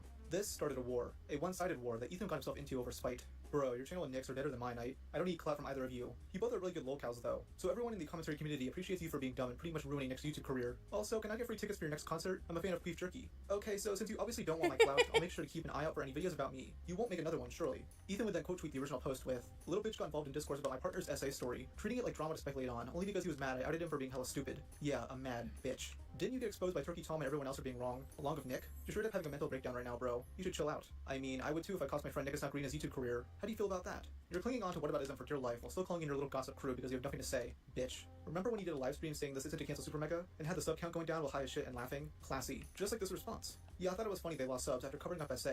It's funny when bad things happen to bad people. I deleted it because freaks and grifters use it to invalidate SA. No one did that. The story and how it was presented did that. You and Lex were not able to produce anything of substance after the disclosure of the Dawn stuff. Everything involving Super Mega was unnecessary. Real. You both know it. The sideshow of Nick's videos, your shit livestream, Leighton being a dumbass, Morgue Pie and Rav all culminated in this. No one did this, other than you guys, and you all know it. I'm so confused by this discourse because people are covering it so confusingly. I'm so confused. Please help. I'm dying of confusion. Just watch Lex's video. The idea that she's lying comes from nowhere, and her story isn't contradictory if you don't clip it out of context like many videos have. Don't listen to Ethan. He's full of it. If you want the truth, watch the Turkey Tom video. Around 3:48, Turkey Tom says Lex and Dawn met in 2021. This is completely incorrect and forms a totally different view of Lex's story. She does not say that. She admits they had been dating prior to then in her video. But Tom is stupid and didn't do basic research. Don't trust this. This is fucking retarded on Ethan's end. During that part of Tom's video, he clarifies that they met in person in 2021, and that they started dating online after 2017, so Ethan flat out lied here. I got a question. Why didn't you defend your girlfriend on your channel? Why did you have to beg your friend Nick for it, huh? I mean, it's your girl, right? You both were smoking together, celebrating Super Mega going down. Why not post it to your channel? Bitch, I was already accused of drifting without doing that. Why would I? Why don't you answer my DM instead of stalking my replies? That's right, Stupid. bitch. Sounds to me like you're a shitty On boyfriend, your Ethan. knees, You put her on suck my blast, and then when nuts. everyone exploded in your face, you blame everyone but yourself. Do you actually know how much pain you're causing people? Not only Lex, but a lot of other Let's go, people. I don't know how you sleep at boys. night. You're straight up a monster. LMAO says the drama worm who rips off the whole story. I didn't put Lex on blast. Dumbass YouTube video essayist did by getting the facts wrong over and over. I'm putting you on blast. Do you not realize how much of a villain you sound like right now? There's absolutely no way anyone is going to support you with the vile, childish way you're acting. Get fucked, as you like to say, bitch. Shipple Dipple will then post this video mocking Ethan. This guy doesn't leave me alone. Well, I guess I'm gonna have to send him a little message, I guess. Well, let's see. What's up, bitch? Sounds like you have a lot to say about me online. You want to talk again? Not. Get my dick out of your mouth and go make some real content. Send. Mess with the dog, you get the bite. Ethan then questions why Oscar had to make the original tweet in the first place, as if he wasn't being totally unhinged. LMAO couldn't respond before getting your dick writers and creepy little buddies to tell you what to say. Why are you being so mean towards me? I thought we were friends, what the fuck? Because you're a bad person, Oscar. I was too nice when we talked before, and you literally clip-chimped me for months, ha ha ha. I thought you were cool with bullying. I never said I was cool with bullying, what the fuck? That's insane. Of course not, I only put out positivity and love. Hugs, not bullets. Are you okay, Ethan? Are you on something at the moment? I'm mad at you because you talk out of your ass non-stop, so you can't actually address what I'm saying to you, and you're just posting cringe instead. Back up what you actually think and post about it, bitch. It feels like you're having a manic episode right now, Ethan. I'm concerned for you. Cheeto, what do you think? LMAO, again, you can't defend yourself, so you call in the bitch squad. If you have shit to say it, motherfucker. Bro, why are you scared of a Cheeto? You always run when I bring him up. Who said I'm running away? I don't give a shit about irrelevant freaks I've never talked to. I'm talking to you, but you clearly have nothing to say. Oscar Irrelevant image. freaks. Ethan dares Oscar to show his face, as if he's ugly. Coming from this guy, it might be a self-projection. Cheeto would then join in, tweeting, my video hating on you has more views than 50% of your own content in the past 2 months. If I'm irrelevant, what does that make you? I haven't posted in 2 months, so the past 2 months is a bad metric, lol. Outed yourself as being obsessed with hating me so much you couldn't even check what you were saying. Okay, little bro. So, make a video. Stop being a lazy chump. You called me irrelevant, and when I showed that I'm outperforming you, you said that you haven't posted. That's pure cope. This shit went on for an entire day, with Ethan constantly engaging with other critics. Lyrics asked if he can come on stream, with Ethan replying back, nah, I had beef with Oscar and I guess he didn't want it back. You are also a random person in my replies, you weirdo. Okay, enjoy your time arguing your girlfriend's alleged sexual assault with 100 follower shitters who just want to rile you up. Why are you still doing this? Surely you're aware this discussion isn't productive. Like, why now? And why are you sporadically responding to random people? He's trying to make up for not defending her for the past 2 months, so he can seem like a capable boyfriend. This dude is just actively begging for a ton of negative press on a story most people forgot, out of seemingly nowhere. I'm not sure what's going through his head, but he's just sabotaging his girlfriend's second video by sprinkling out. How can I influence people's opinions on a video that isn't even out yet? I'm sure it's just a coincidence the Super Mega story has been all over my timeline again, all day today, when it's been basically dead for weeks. Ethan pretty much replied to everyone. Well, except me when I said, you made it to drama after calling Nick to make a biased video on it, and did a livestream celebrating Super Mega sub loss. Then he hit like a coward after Nick got hate. Your partner has made several contradictions, so people are rightfully going to question her. All this did was give his opponents content, as sensitive society and others would cover this Twitter drama. Things went quiet after this though, as Ethan returned to posting content normally. Then, in late February, Ethan would get into drama with Alex Rosen, which I'll go over shortly, because during the backlash he got from that, Lex finally decided to make a second video addressing Super Mega. Her and Ethan have been hinting at this for months, but most believe this would never come out. It seems she only made this since Super Mega started uploading again, and had lots of support. She realized that everyone saw her and Ethan as massive liars, especially after Nick posted his 5th apology in January. The video, titled, Here's How Dawn Doctor and Super Mega Lied About My Essay, was uploaded on April 27th, 2024. And yikes, that's a bad like-to-dislike ratio. She starts by recapping the drama, going over Dawn's response. She now claims that Dawn choked her, instead of simply coercing her, as said in her first video. This is a telltale sign that she's full of shit. If that did happen... She didn't even have to ask for somebody to choke her? It's crazy. It's like, wild. Do you imagine? Pressing play. Why didn't you mention it before? She's only doing it now to make her story seem more damning. Lex doubles down on the claim that Matt and Ryan covered up her sexual assault, interpreting their messages as malicious when they clearly aren't. She is a malicious one here, not being able to apologize for anything she did wrong during the initial drama, not even the Daniel Kyer mention, which she brushes off. He calls me a liar, everyone else a liar that spoke out on claims that we spoke on Daniel's suicide. Ryan uses angry, passive-aggressive language to guilt and shame everyone involved that merely mentioned Daniel's name, liking it to having spoken badly on Daniel himself, using quotes and references to my post and video that isn't about Daniel, but another suicide attempt close to me that I mentioned several times in my 2-hour video. Bro, they're mad you tried weaponizing it against them. You spread a false claim that they mocked a suicide, motivating people to leave negative comments regarding Matt and Ryan. Instead of owning up to that, she blames Destiny's audience.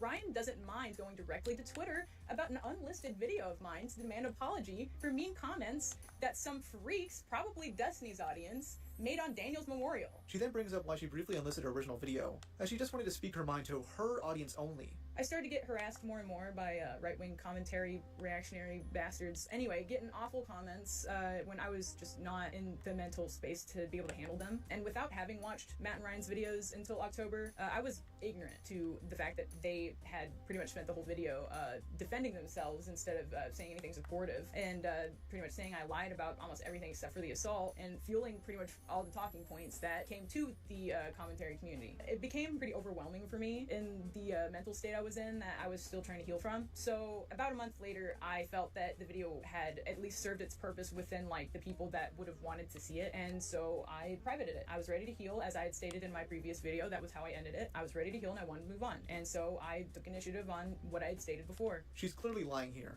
If she didn't do it for attention, then why go on stream with Ethan? Why ask Nick to cover it? She brings him up, showing text she sent to him after his third Super Mega video. She asks him to take accountability for muddying the waters, as if she didn't do that in the first video by sprinkling in bullshit claims. By this point, Nick was realizing he fucked up and seemed to actually want to improve things for the better. Lex, and Ethan in turn, are unhappy that Nick won't be their lapdog anymore. She then makes excuses for why she became homeless, explaining why she didn't want to live in an apartment alone. Pretty much, she's a nitpicky neat, who felt like this would give Matt and Ryan financial control over her, as if she didn't spend months living at the Super Megaplex. Lex adds on to this by showing anger towards the focus of the drama being shifted away from Dawn. This was her own doing, since more than half her original video focused on innocuous claims, like that nobody showed up to her birthday party. She ends the video by spending 5 minutes listing rape and sexual assault stats, which is just her virtue signaling.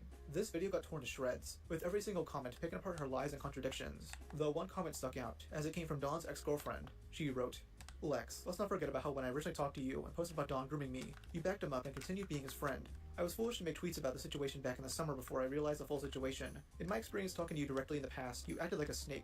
Yes, you agreed that Dawn fucked up, but you also said you supported me and didn't hold him accountable with me at all. Now you know how it feels to be me, when I felt all alone and afraid when people didn't believe me. When my previous account got mass reported by Dawn's followers and suspended, you're so pissed about people not supporting you. But where were you in the past for me?" This was the top comment until Lex deleted it. If this is true, which I don't entirely know, then it proves how much of a selfish bitch Lex is. On March 3rd, 2024, Ethan would upload a video to his Ethan channel called Hunting Predators for Clout. This is actually an edited down segment from my live stream, and I'm glad because I can't imagine sitting through an hour of this. He doesn't take off days, he just sits inside on the internet, probably scrolling Twitter all day long, talking to fucking pedophiles on Facebook, pretending to be a minor every day. Unwell. This video was meant as a hit piece of sorts on Alex Rosen, who some know as Chet Goldstein. Alex became infamous due to his sting on Cupcake Muncher EDP445. While Alex and his crew did expose him for being a pedophile, many rightfully criticized him for his poor management of the case. EDP would never end up getting legal repercussions because of this, and many began looking into Alex's online past. For instance, Alex has a history of making edgy print videos, like when he called a Black Lives Matter hotline to spout the gamer word. He also recorded a video of him telling a woman that he had a child locked in his basement. I provide her with plenty of D, just not the vitamin part. Oh no, that's not good either. Oh, really? Not as a child. Well, I was tired of being a virgin, so... Oh. Wow. Most importantly, he used actual minors as decoys to lure in predators. So, I'll be honest about the decoy pic. So one of the decoy pics, the Hispanic boy that we use, that's my cameraman's little cousin. And the white decoy that we use, he's 17. And yeah, I met him on PS4, we're playing Madden together, and he said he was down to do it, so. So you have 2 minors that you use as decoys?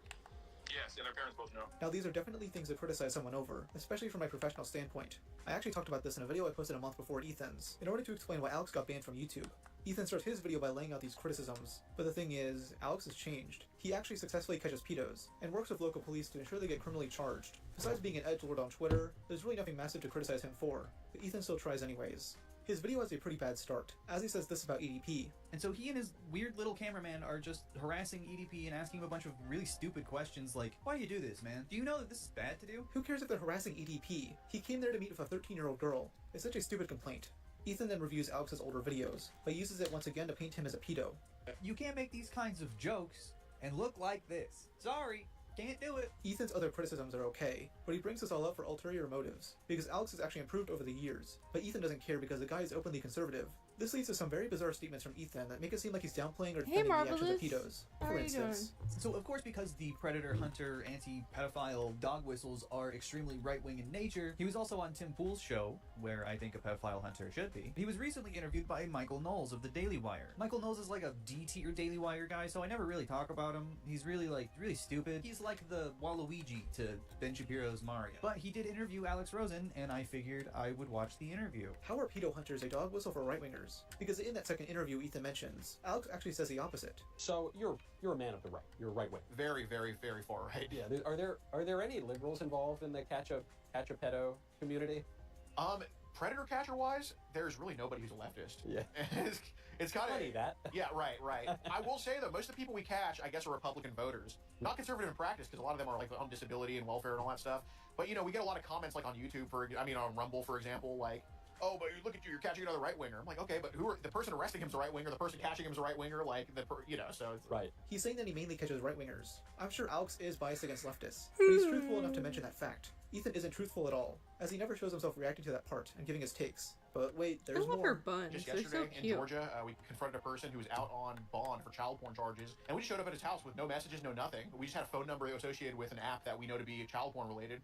And we talked to him for like 2 hours, and he admitted after he got out of... You have an app that gives you Predator's phone number if he uses child porn, and then you found his address that way and then went to his house. Like, what is any of this technology? He won't name anything. He won't say what the app is called. Ethan, why would he reveal that? Because if he did, a pedophile could use that app to make sure they're not being tracked.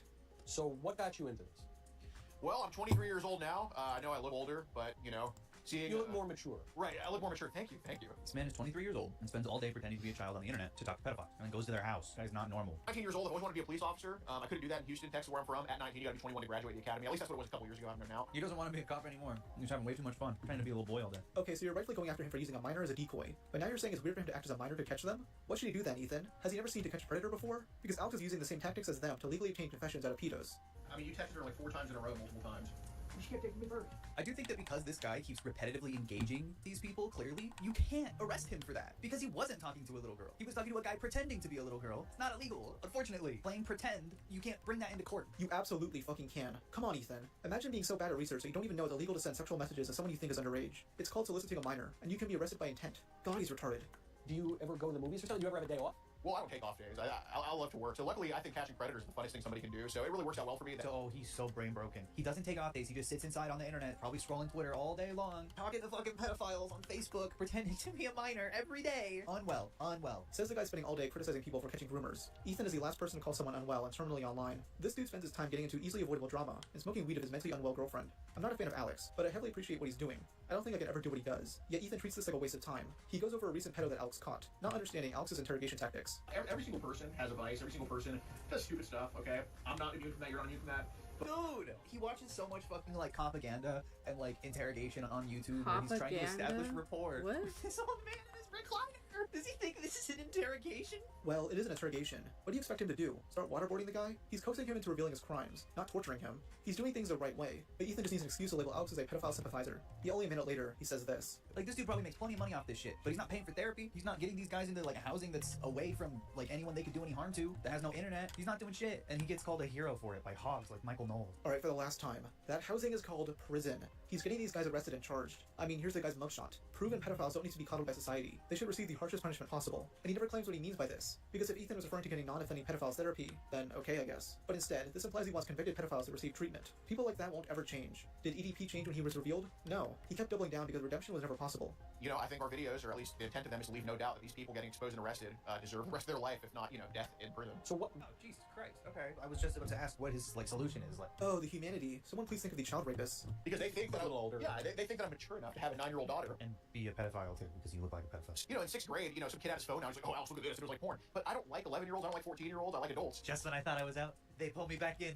I don't like 11-year-olds. I don't like 13-year-olds. I like adults. Guy who is definitely only into adults. Thank you for specifying. And there's 2 more instances of Ethan implying he's a pedophile, followed up by Ethan blurting out this gem of a line. Is it just because they're idiots?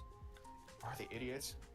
Yeah, I'd say a lot of them are, but Okay, Michael Knowles is a fucking idiot. And what kind of question is that? Are pedophiles because they're stupid? What, you think pedos are stupid? No, you're stupid. Just a couple days ago, in San Antonio, we caught a guy, and he wanted to give a to what we said was an autistic 5-year-old. So, I mean, they have no limit. I mean, That is... Well, yes. Right, okay. Yeah. Ah. It's just shock value. He says like autistic 5-year-old like it's some crazy thing.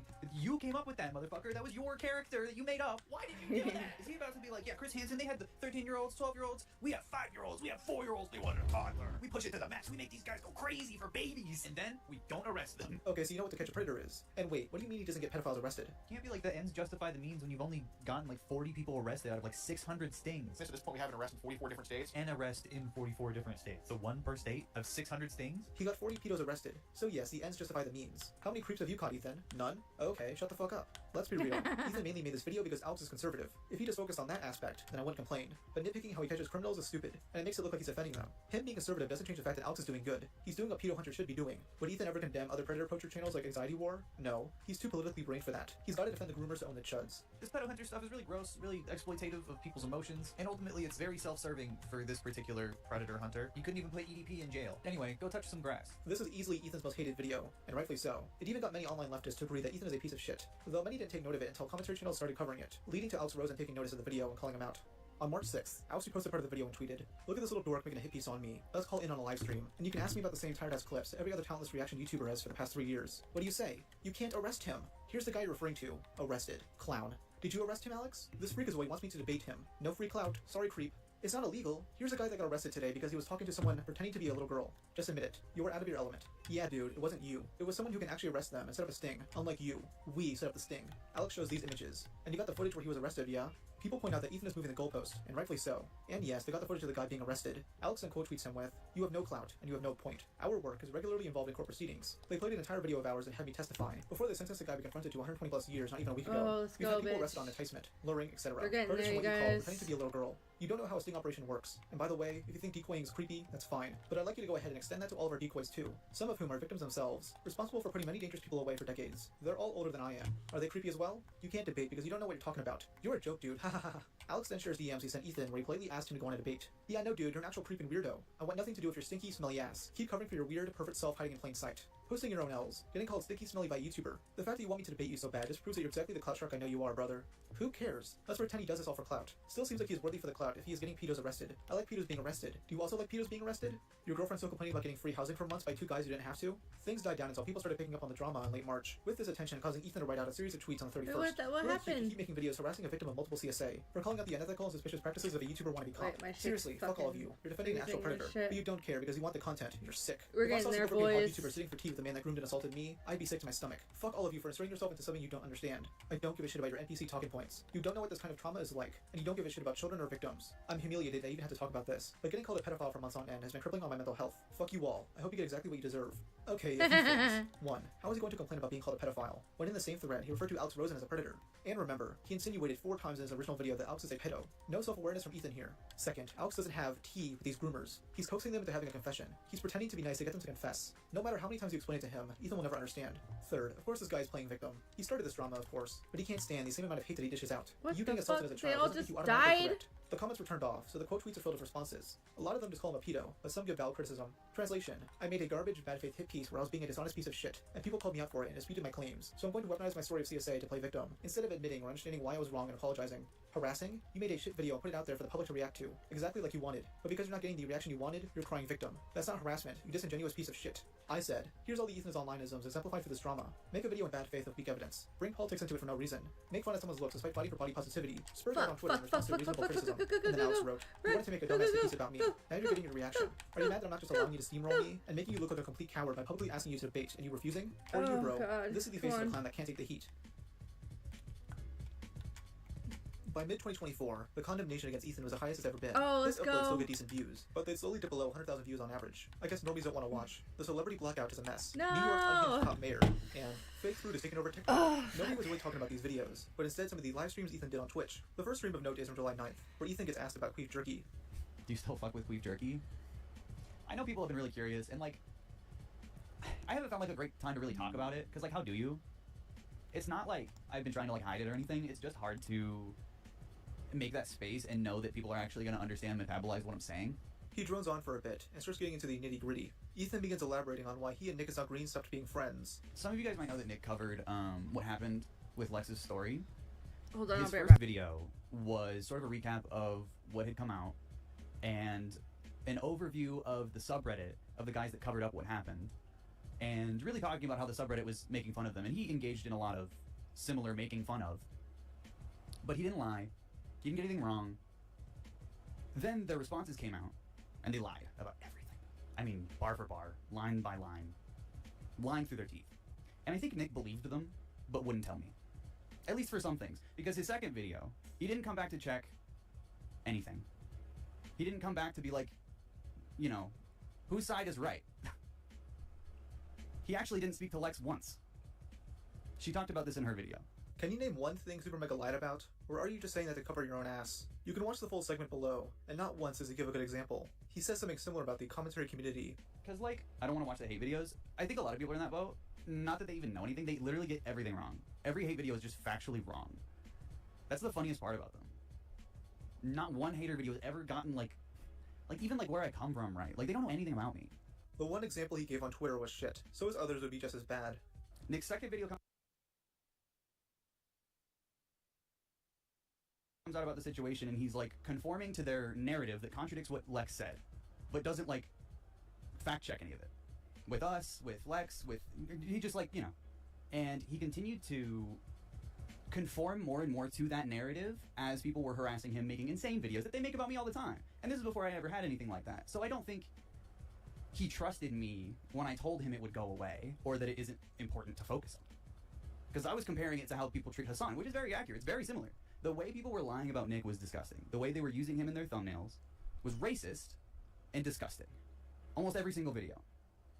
Without exception. Wait, is he saying that every single Nick hate video has a racist thumbnail? Where? He obviously doesn't show an example, but it's such a bizarre claim to make. I'm not denying the existence of a so-called racist thumbnail, but Ethan's track record leads me to believe he's making this up. And of course, Ethan is comparing himself to Hassan Piker. What a shocker. But when Nick's second video came out, he didn't get shit right. He just got shit wrong, and it made people think Lex was lying. And he continued making posts and videos about it when I asked him not to. But it's something that people are screenshotting, making videos about, and harassing Lex with, and I told him to stop, and he didn't. I sat him down and I said, you have to stop talking about this. I said, just stop. He had made 4 videos or something, and I was like, dude, you keep getting stuff wrong, and you're not talking to the person involved. You have to stop. And he literally implied that I was trying to control him or something. He completely flipped it on me, and was acting like I was trying to do something to him. And I was, like, so defeated, to the point where I was like, you need to, like, just talk to Lex. Just talk to Lex. I don't even want to have this conversation with you. Just please talk to Lex. And I asked him to apologize for getting shit wrong, for sending people to harass her, obviously he didn't mean to do this, and I was trying to be very understanding. And he refused. Okay, a lot to break down here. Nick implies that Ethan was trying to control him. Ethan's response was to force him into conversing with Lex and apologize. Sounds controlling to me. By this point, Nick didn't want to communicate with Lex and Ethan anymore, possibly due to a few reasons. He might have seen the couple as too controlling. He might now be realizing all the holes in Lex's story, and doesn't trust her as much. Or he was stuck underneath a rock in a hard place, deciding to agree with whatever was the popular opinion. We don't know, as we've never gotten Nick's side of the story. Based on what Ethan is saying, he only got pissed at Nick when he began having his own opinions on the situation. He couldn't control Nick anymore, and threw him under the bus just like with the other accusers. It seemingly took months for Nick to fully realize how much he fucked up. Lex sent him a very long text, it's in her video, begging him to communicate. And that was after he, like, started drama unnecessarily, got shit wrong without listening, and eventually he told me it was just too stressful. He said, I can't even talk about this with you guys because it's so stressful for me. And I sent him, like, the longest message. I was like, dude, like, I'm just telling you you're wrong for this. And it was a very long message about, like, you know, the shit that Lex had gone through, the shit that I had gone through, and that had never been put on him. Not once, even when we could have. But his pushback was put on us because we had a problem with why he was getting it, which was him getting shit wrong. And all I wanted was to communicate. All I wanted was to communicate. Just talk! And it was too much. Jesus Christ. You did not want him to have a conversation. You wanted to reassert dominance over him. You wanted him to be your puppet, your spin doctor. I don't like Nick, but the dude got fucked over, man. Because by the end of 2023, Nick was genuinely trying to account for his mistakes, which Ethan rants about. He made another video about it where he apologized to the guys that covered it up by name. Didn't mention Lex's name once, calls her the victim. And he's apologizing for starting drama when it was about how they covered up sexual assault. And that, I mean, fucking... It made people think Lex was completely making up an entire fucking fabricated story to cancel YouTubers. When that is not even close to what happened. It couldn't be further from the truth. And that couldn't be further from something Lex would want to do. Pretty sure it was a live stream that did that. Also this. We can keep watching it. I don't think anyone minds letting this loop on repeat. We could just let this go. Oh, and Ethan thinks that bit from Nick was justified. People were praising him for the vid. Yeah, annoying commentary watchers and liars were saying this is such a good video because you apologized to the guys that I like. And apologized for, you know, hurting their feelings, I guess. He literally apologized for playing the gif of fucking Matt Watson getting punched in the face. You're really apologizing for that? He's a rape apologist. Play it 10 times, 100 times. I can't be friends with people who are that, like, easy to fold. Says the guy who made this tweet. The rest of the stream is just Ethan victimizing himself, bringing up the hate he got from the Alex Rosen drama. I've obviously, like, deleted a bunch of old shit. Not videos or anything, just, like, I deleted all my TikToks. I deleted a lot of Instagram posts. Partially because people were brigading them, calling me a fucking pedophile, which is disgusting and completely wrong and literally a lie. Didn't stop you from calling Alex a pedo, though, huh? Oh, and a troll came in to mess with Ethan and spam Fish Tank Live buzzwords. Fish Tank Live? What even is that? You're literally like, my favorite loser podcast that reports on random YouTube drama is gonna love this in a month, I guess. Like, do you even know what I'm about to talk about? You don't. Thank you, iFunny. Jimmy fucks dogs. John Tent forever. JJJ vertical bar dude. Chatter, take your meds, dude. JJJJJJ. Seriously, my most stable hater. I need to ban. Okay, so because he's literally, I think, sick.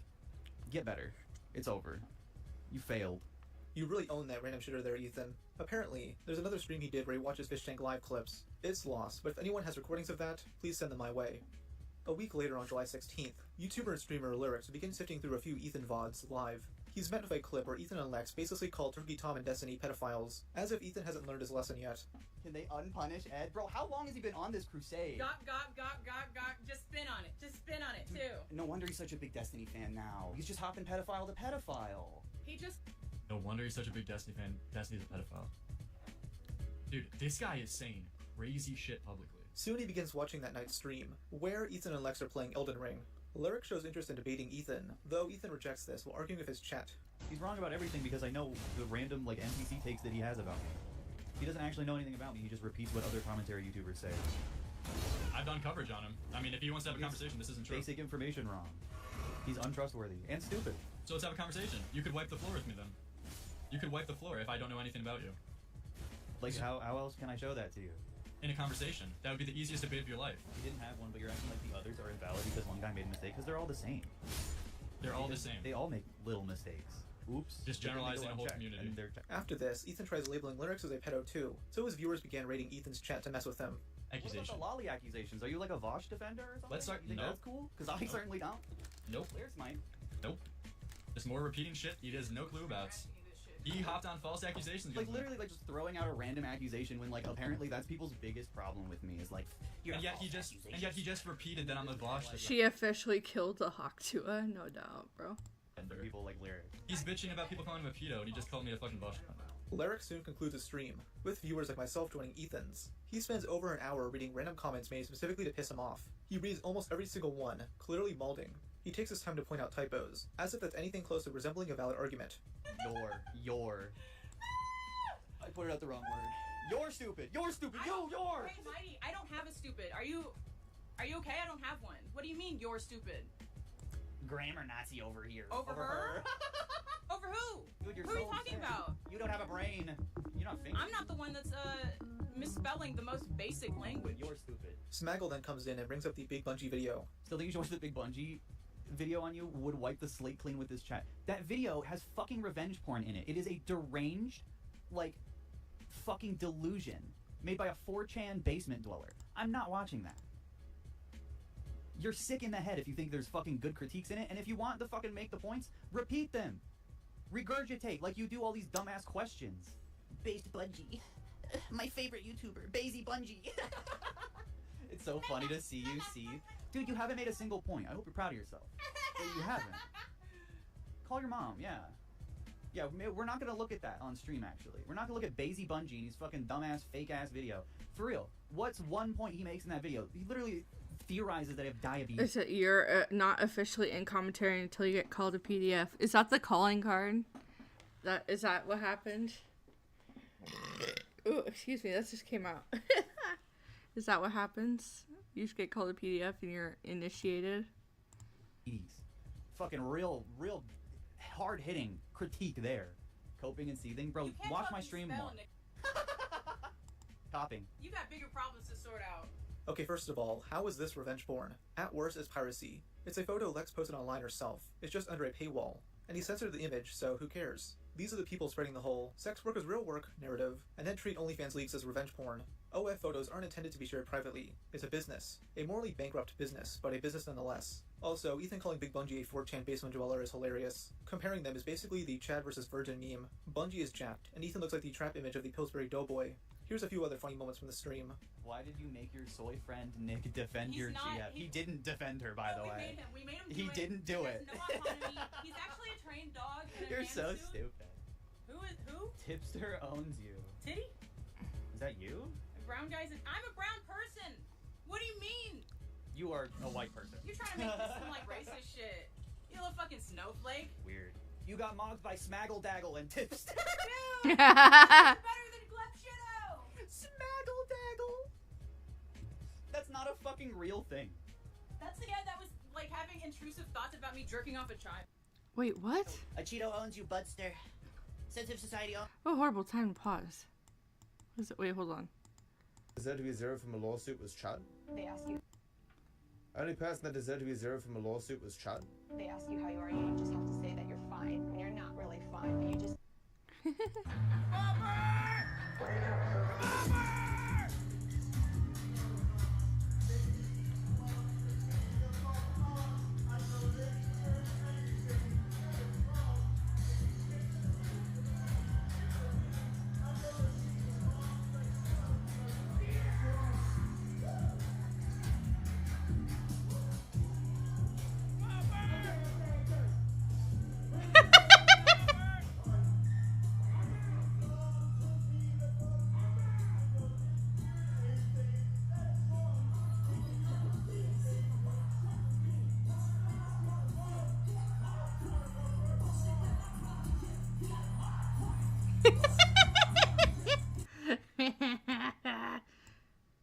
Let's see.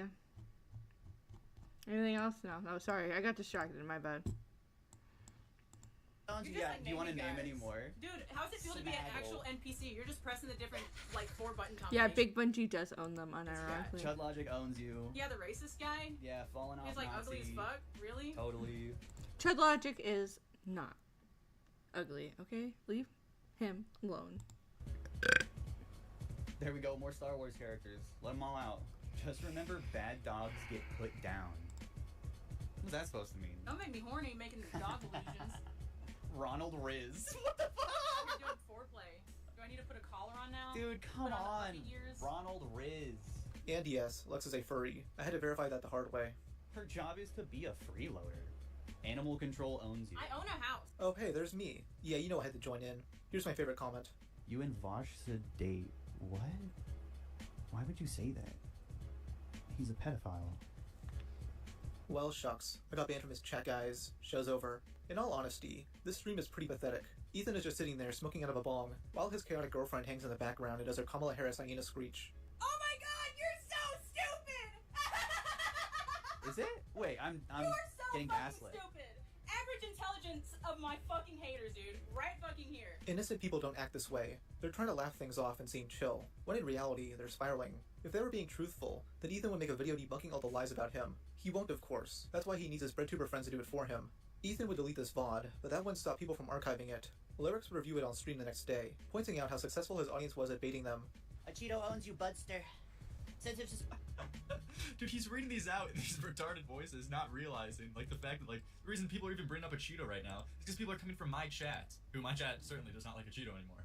And it just wants you to say these names out loud. They're trying to make you and trying to bait you into saying all these commentary YouTubers' names. Like, that's the joke. About half an hour in, a surprise guest enters the chat. Yo, what is this alliance? Is this Mr. Beard? It's Ryan Beard. Ethan needs to log off. He's clearly spiraling, but doesn't realize it. Him and Lex suck, though, so whatever. I'm not friends with Ethan anymore after he justified anti-Semitism and told me I was victim blaming when I got mad at Lex for lying about Nick is not green. Let's fucking go. That's crazy. I didn't know that happened. Okay, hold on real quick. We're switching back up. We're gonna do one more round. Maybe two, depending on how long this fucking video is. It's never gonna end. Never, ever, ever. Never gonna end. Never, ever. Never, ever.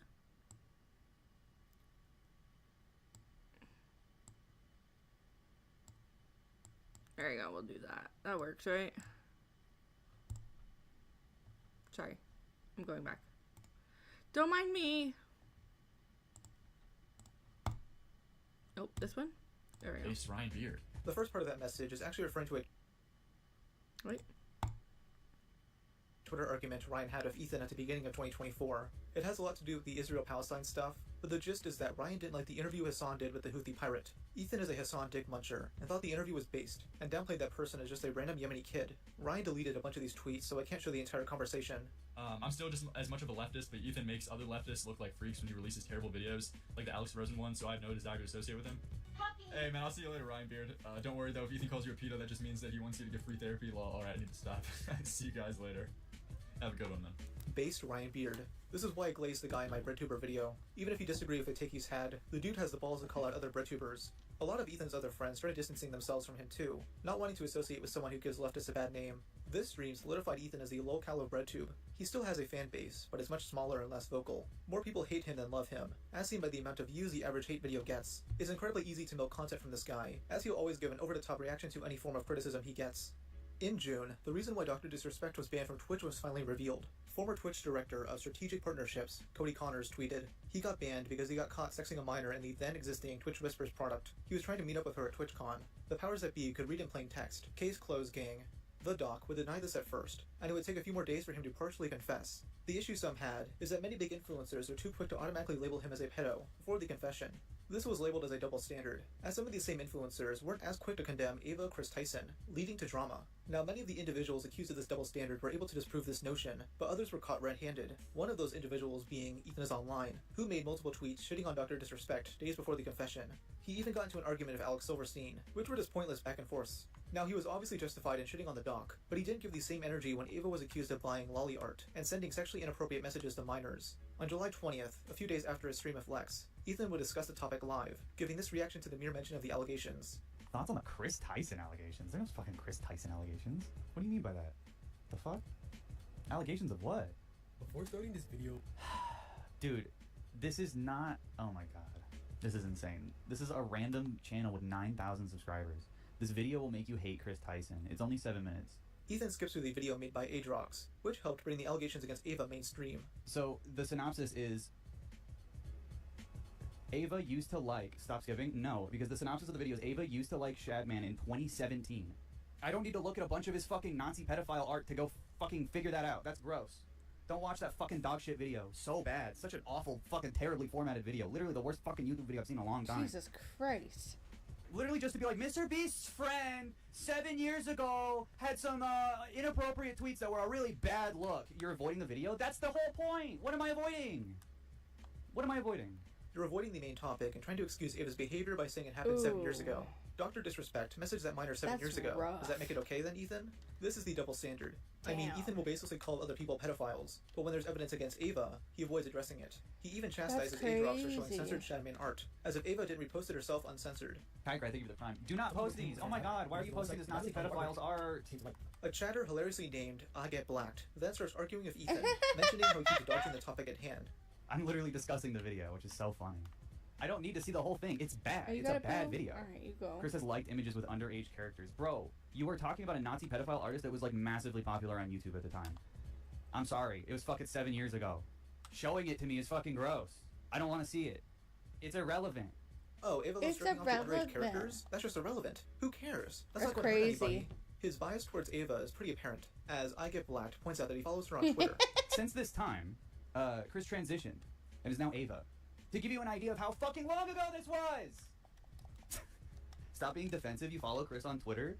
Dude, this was a completely different time. I was in high school when this happened. I had no idea who fucking Mr. Beast was, and neither did Mr. Beast. He wasn't even around. What are you saying? No. Yeah, your username, by the way, is I Get Blacked. You're also fucking weird as fuck for that. Only weird that videos like this only came up after she came out as trans? Yeah. Ethan is biased towards Ava because she is one of the most well-known transgender influencers on the internet. She's part of a YouTube channel that has over 300 million subscribers, being the best friend of Mr. Beast. She's also taken part in trans activism, calling out Nick Merckx for his transphobia only a month prior. Ethan's bias is because she's trans and she's a leftist. It shows maybe a bias for reality and 2024. I will say that. I do have I have a recency bias.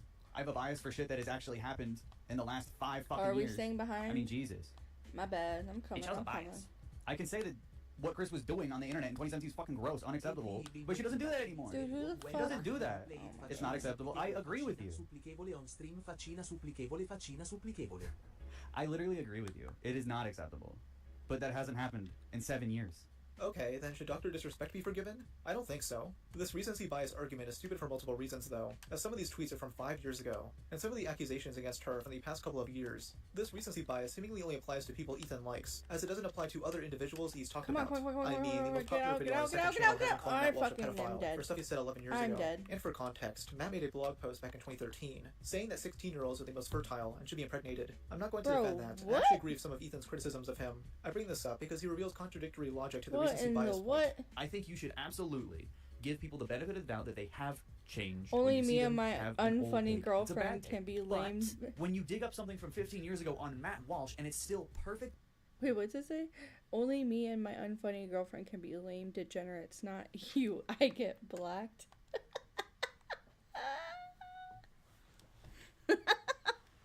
That's actually kind of funny. In line with his worldview, and there's no evidence that he's ever changed. And he still thinks that way. And you can reasonably assume that he still thinks that way. And he's publicly saying these kinds of things. It doesn't matter how old it is. He might as well have said that fucking clip yesterday because he's the same stupid incel pedophile fuck. And I agree with that, though calling a married man with kids an incel is stupidly funny. But he clearly doesn't use that same logic of people like Alex Rosen, who have changed. Yet Ethan still criticized him for things he's done in his past. And with Ava, it's still reasonable to assume she's still into Lolly. I mean, there's no proof otherwise. That's Ethan's own logic. Ethan is not defending Ava. He's minimizing her actions while at the same time making it seem like he's condemning her. He's downplaying it. He should just say, yeah, this is gross and unacceptable, and that's it. None of this, oh well, it happened so long ago, so who cares bullshit. Why are you being defensive? Well, you're just changing the complete conversation because you don't have anything to say. Being defensive. I'm literally saying it's bad. Room tour. I literally said it's an unacceptable thing to do. And you're like, why are you being defensive? Ethan would stop posting as much on Twitter after this, and never gave updates on the Ava Tyson situation, like he did with the doc. I don't think Ethan is a pedo. I just think he's so comfortable defending gross people, because his ultimate goal is to own the conservatives. Oh, conservatives are going after Ava? Guess I gotta minimize her actions. Oh, this conservative catches predators? Gotta sympathize with the predators. Oh, conservatives think gay people are groomers? Nah, they're the real groomers. None of this is productive. It just makes his side look bad. He's so politics-brained that he can't even take a step back and see how optically bad his content is. On September 25th, Ethan would tweet, "This edible ain't shit." A few hours later, he'd quote tweet this with, "I think I'm a girl?" He posted some shitty Trump meme and added on, "Wow guys, thanks for so many kind words. It's a lot to figure out, but I'm happy I'm at the point where I can make jokes like this online. Was the edible laced with estrogen? See, the fact that I wish I did makes me think a bit. I expect that from a psychedelic, not an edible. Okay, to be fair, the edible only made me want to shitpost about it. I realized it over a long period of time. Anyone following Ethan's activities like myself had already predicted something like this would happen. I mean, back in July, some guy rudely asked, "Who groomed you into becoming a troon?" Which Ethan stupidly replied with, "Joe Biden." In early September, Beazle posted a screenshot from a Twitch stream where Ethan was wearing makeup. I quote tweeted this with, "He looks like Tom Girl Chris Chan."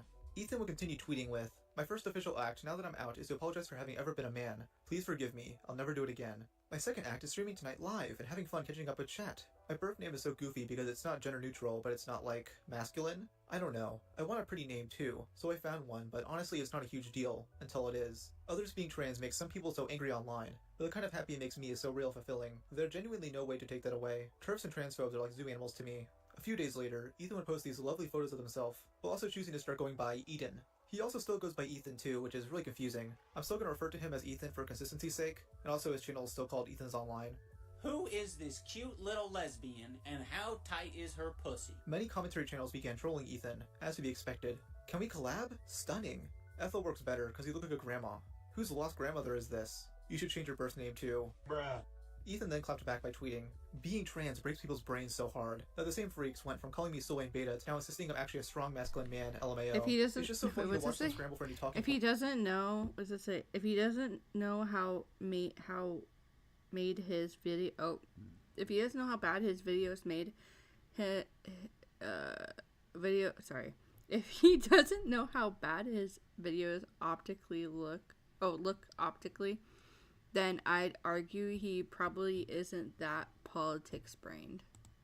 Points. Like, you should just go outside, or just not think about how much you disdain trans people for like a day. It's really a sickness. I don't think anyone did that, Ethan. I think everyone was just like, yeah, that makes sense, or that, you look like a grandmother with dementia in that previous photo. Basic jokes at your expense. Nothing has changed. Still soy, still a retard. Just because you are trans does not change that. Ethan is genuinely an emotionally stunted person who is unable to have stable interactions with those who have differing opinions from him. He operates on a team sports mentality, something I went more in detail on in my BreadTuber video. If someone is on his side, he'll defend them against hate, even if it's reasonable hate. So if someone he likes has a differing opinion, he feels like he has no choice but to shun them. This has left him a very few friends, even within BreadTube. The only one with the balls to defend Ethan is Noah Sampson, who announced back in September that he had interest in making a video on the topic. You know, there's a cottage industry of videos out there dunking on Ethan is online, and there's a lot of stuff that goes on in those videos that is fucked up, and it's just very normalized, so. This guy is not unique, there's like 500 of his exact dude. They got the same politics, the same IQ, the same smugness, but you know what they've not got? They've not got his blood cholesterol percentage, they've not got his BMI score, and you can't take that away from him. I think I'll probably do a separate video called In Defense of Ethan is Online, because regardless of what you personally think of a guy, I feel like the amount of backlash he's received is very much not proportional to the crimes in question, at least from what I've seen, such as examples such as this. As of recording this, Noah has yet to release such a video, and I wouldn't be surprised if he doesn't at all. Many leftists online have made it very clear that they don't like Ethan, mainly due to his poor handling of the super mega drama and feud with Alex Rosen. Here's a Reddit post from a user on Ethan's own subreddit reading, "As we all know, Ethan has been getting a lot of shit recently. Like, a lot. People are already calling him a lolcow. And honestly, I'm starting to believe that if Ethan doesn't wise up, he'll become one. And it's making me furious. Ethan has stated that people are flat out lying or getting things wrong about him. I'm not sure about you guys, but if people are lying about me publicly and it affected my job, I would do everything I could to disprove people. And the fact that Ethan just does it pisses me the fuck off. Where is his self-preservation? Where is his pride? Is he seriously content of people making fun of him, calling him a liar, a lolcow, and so much worse? It just boggles my mind, and it's clearly getting to him. I know he smokes too much weed, but recently his eyes don't look like he's stoned. His eyes are the eyes of a person who doesn't sleep well, or has been crying a lot. It's clearly taken a toll on him, as he even responds to obvious trolls. In one of his recent streams, he went in on an obvious troll account on Twitter, and even engaged with a dude on Twitch called I Get Blacked for a while, which is an obvious fucking troll. Ethan is such a pussy that he can't even defend himself. He has to have Daddy Noah do it for him, and he still fails at that. I mean, in Noah's response to me, he has to cut context from my video so he doesn't have to address Ethan's live stream with Lex. I also asked a friend of mine about their thoughts on Ethan, as they're a leftist but heavily dislike Ethan. I don't mind his takes usually, but a lot of his videos feel like bad faith arguments rather than actual arguments. I get that it's YouTube, and he also has to try and be entertaining to earn money, but where sometimes he should or could argue points, he instead puts a joke in and doesn't really argue a point. Also, his reactions to criticism on Twitter are really embarrassing but funny to see. Half of his videos feel like he enjoys using leftist jargon, but doesn't quite understand the concepts fully. Like, you know when people use big words that sound smart but don't really know what they mean? There's probably an alternate universe where Ethan turned out to be a normal YouTuber, someone well respected. But instead, over the course of years, he's become radicalized into someone unfamiliar with his former self. Ethan started out as a pretty mundane guy, making pretty decent commentary YouTube videos. For some reason, Ethan thinks this is when he became radicalized, but this seems to be some form of cope. Now, this is just speculation on my part, but Ethan seems to have always been a leftist, and probably watched content from Ethan Klein, Shoe on Head, Filthy Frank, and iDubbbz back in the day. He liked edgy humor, and thought making fun of SJWs was based. What probably changed was the 2020 US election, which is when BreadTube had its resurgence. Ethan started becoming more and more political, soon doing it to join the Cool Kids Club, aka BreadTube. To seem mature, he looks down upon the old edgy content he used to love, even though he's just as immature as ever. He became safe edgy, making jokes that would never piss off his audience. This has led to his content becoming stale, as he cares more about sharing pretentious messages instead of entertaining everyone as a whole. He specifically caters to an echo chamber, an audience just as radical as him. Some broke away due to his poor handling of drama, while those who have stayed are just as delusional as Ethan is. And this has led to him becoming a lolcow, someone that the commentary community farms laughs out of whenever he gives a bad take or says something cringy on Twitter. And he practically encourages this by not putting his foot down and asserting himself as correct. Obviously, he's not correct about a lot of things, but he doesn't even try at this point. One last thing I have to address though, is Ethan is Online a cuck? Well, the answer is yes, because 2 months ago, Lex announced that she wanted to film some blowjob videos. Most likely this will involve another man, because god, I don't think the world is ready to see Ethan's gawk. Actually, Todd Logic might enjoy that. Okay, they're trans now. Kind of funny, I guess. I don't really know what to say about it. Except my dating partner. I'm just kidding. I'm just joking. No more gawk jokes today.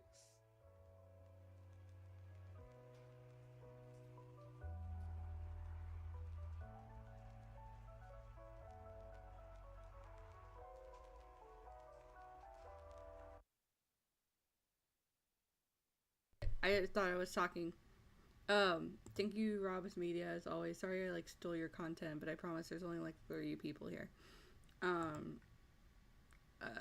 me go to playlist. Come on. I do have to go get my food soon though, because I'm fucking starving. How'd everybody oh, hold on. In the meantime, let me show you. Can I do Twitch?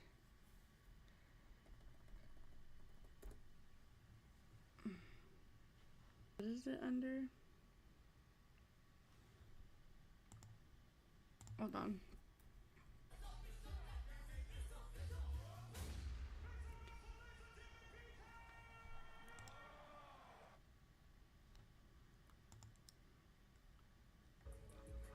Ooh, whoa.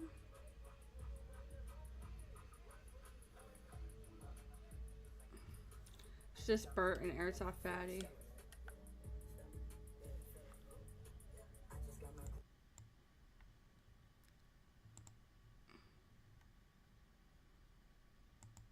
Are they getting drinks? Anyways, wild stuff. Hold on.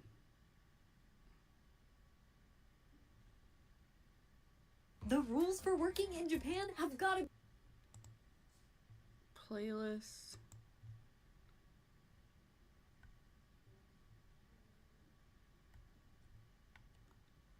Oh shit, is my Shaggy. My dog outside again? Hold on. Playlist. Hold on, you guys. I'm coming. Come on.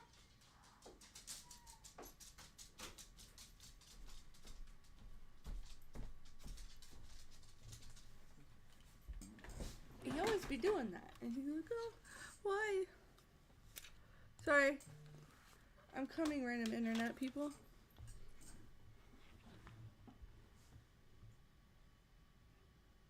Watch the Chud Logic ex-girlfriend video. Oh, I already did. That shit was hilarious. I wanted to watch this, though. At least until...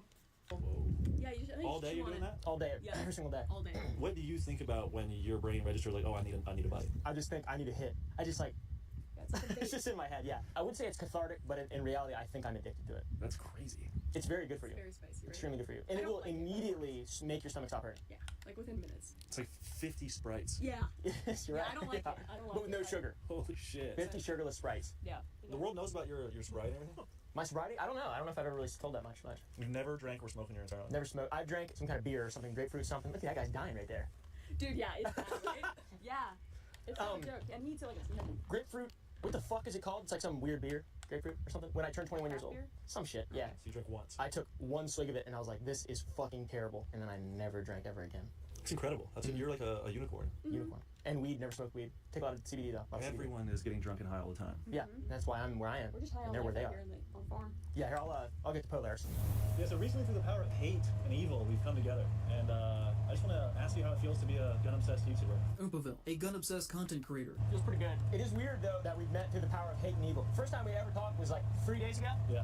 And now you're at my house. So I want to thank Zane and Crazy Shadows for making this happen. Really That guy's a appreciate the legend. collab. Yeah, I got back to collab with him on the main channel. He's been collabing with a lot of my friends lately. All right, the cattle are in here.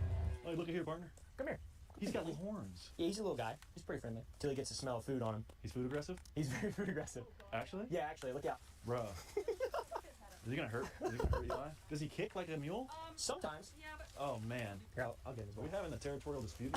You didn't like Eli. This is the one that has the brain damage. Yeah, this is a brain damaged cow. How'd that happen? His mom decided that while giving birth, she would play quap and run through the woods and bang him from trees. Look, he's scratching his head on my leg. I'm intimidated. He's fucking pushing me really hard It's right easier now. when you're like out in the open. This is a little sketchy with the Yeah. trees. We're in his territory. Yeah. You putting your fingers in his mouth? Yeah. Yeah, he likes to suck on them. No way. You're not afraid of him biting your fingers off? He won't do it? No, he's my buddy. He's a buddy boy. He's like actually really autistic. Like he needs us to live. Yeah. He's a special needs cow. Yeah, he's a special needs cow. He's a special needs cow. Run that way, Ace. He likes y'all because he likes your striped shirt. He likes y'all. Yeah, he just likes you there. You're not afraid of him kicking you and blowing your knee out? No, I got real flimsy knees. All right, dude. Hey, we're cool, man. Let's slow it down. He means well. Yeah. He just doesn't know his strength. All right, bud, let's just slow it down. How about that? Is there a word? Is there a buzzword? Yeah, it's a word. Stop. Oklahoma. There you go. Look. Hey, there, buddy. Listen. He'll make an excellent steak soon. Are you going to eat him? No. We're not eating him. Well, it was nice meeting you, Ace. Hey, Keep up buddy. the good work, brother. How fast does this thing go? 55 miles an hour. It actually does. It goes so fast that it cannot be safe. That was some serious horsepower. Yeah, this thing is fucking crazy. I'll show you guys this body I found a little while ago. Oh, whoa. Look at that. Look at those tusks. Oh, the tusk is loose. Oh, yeah, there you go, huh? Friendship Pretty fucking cool. bracelets. Shit, dude. I didn't even know you could do that. Me neither. You got a little windmill. Yeah, check out my fucking windmill, bro. That shit, when the wind blows, it's like a demon is just going,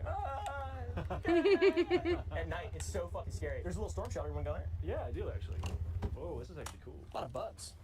Come on down, guys. There's a black widow. Really? Yeah. That'll kill your sorry ass. Actually, I got bit by a brown recluse when I was down here last week. It looks much better now. You serious? Yeah. I'm the kind of guy that would die from something like that, I'm sure. Dude, I didn't even go to the hospital. It like rotted and got huge and bruised. There's actually a picture of me on Twitter tending my wounds. Pretty funny. Bees. Oh, that's weak. I know. I'm one of those people. They're gonna eat them. I hope they don't eat them. Yeah, exactly. That's like it's bottom of the barrel. Would you say it's a 1800s homestead? You can see the outline. Hear that thing? Yeah, are we squeaking? What's going on? Dude, fuck that thing. Whoa. So you have like a nails on a chalkboard machine here. Fucking 1800s, bro. They knew what was up in the 1800s. You think Native Americans were killed here? You ever heard of the Texas Rangers? Yeah. Pretty much all that happened here before people moved in the early 1900s was Native Americans were killed. So you might have Indian burial ground on your property. Yeah, there's like arrowheads and stuff everywhere. And this is a bench. This is an old school bench, 1800s. You put this here. Yeah, I built this just last week. My great grandmother invented the brassiere, Mary Phelps. That's real? That's legit. I think Michael Phelps. That's my other uncle. Are you related to him? Actually? Yeah, Southern Maryland, Smibs. I wouldn't be surprised if you were actually related to Michael Phelps. I actually am. You swear? Legitimately. I swear to God. Yeah, that's not even that funny, to be honest. That's cool. It's just kind of cool, yeah. So you can just dig. Wait, deep what? here, no one would say anything. Yeah, bro. Dude, I got a tractor. You want to dig a hole? I kind of do. You know, because I've always lived in my parents' house, my childlike brain has genuinely thinks like once I get property, I'm just gonna dig. I swear to God. It's like what's down there? How far can we dig? Can I get on the PLUR? Yeah. How'd you get the name Opoville? When I was 9 years old, my grandmother decided to let me create a Earthlink account for email so I could communicate with no one because I was 9. And she thought it would be a good idea to let me make the name myself. And I had 2 names that I could choose from. The first name was Deer Hunter 96 at earthlink.net. The second name was Opoville. Yeah, I just put my real name in a name generator and made Brandon Buckingham. Oh yeah? Yeah. That's pretty fucking cool. Staten Glansport is my real name. Staten Glansport? Yeah. What, so I gotta sit here and eat dessert alone like I'm fucking Steven Glansberg? Yeah. Be careful. A lot of snakes, a lot of spiders. Hell yeah. Let's get in there. And in this water, what do we have as far as fish? You got toddlers in this one? Yeah, we got dogfish, catfish, Texas waterfish. Yeah, waterfish. Dog. I feel like there's actually leeches in this water.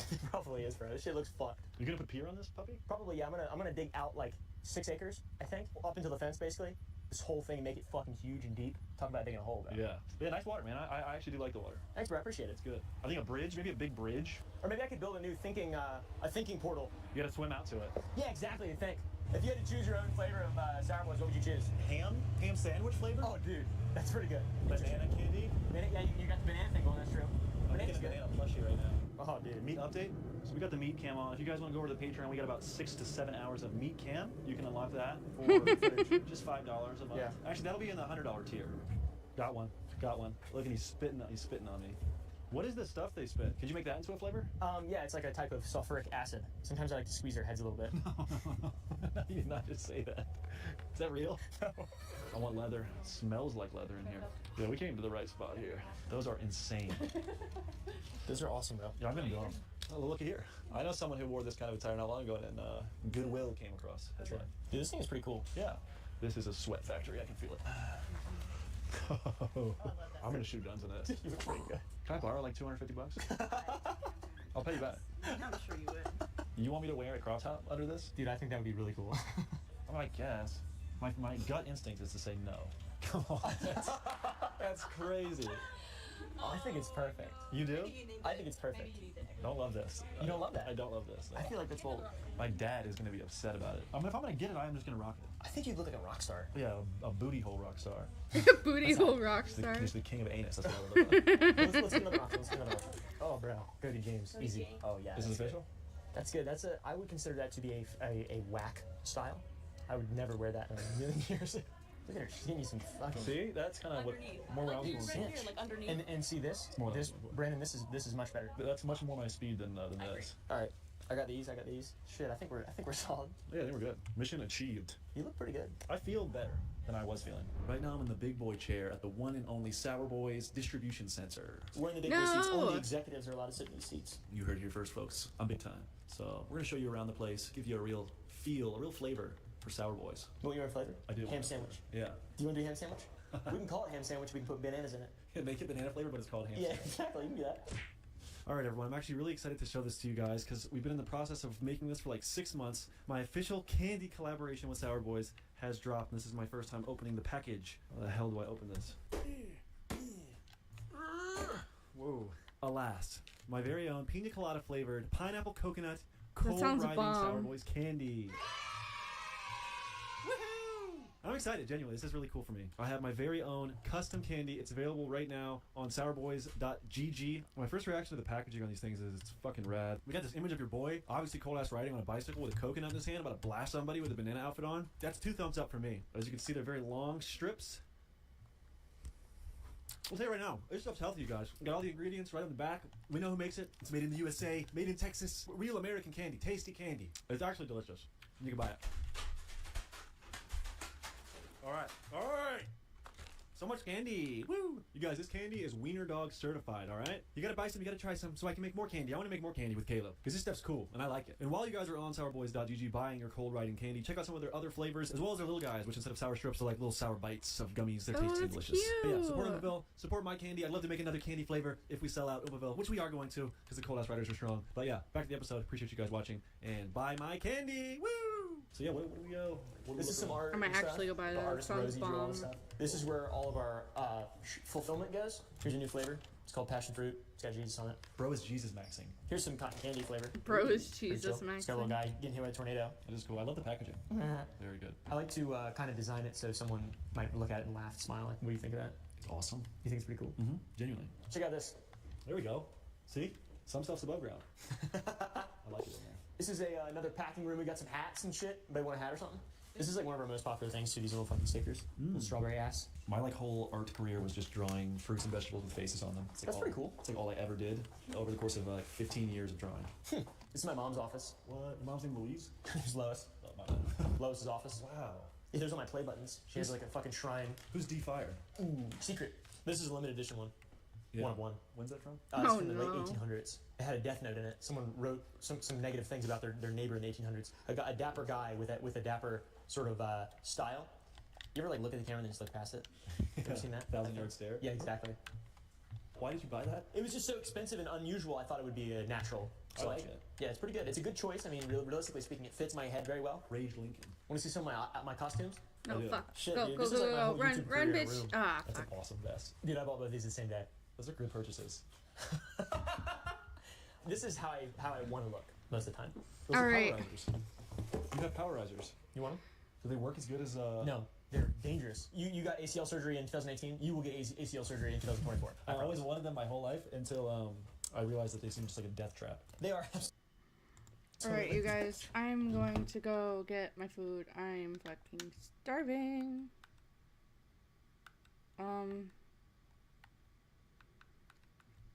Usually I don't leave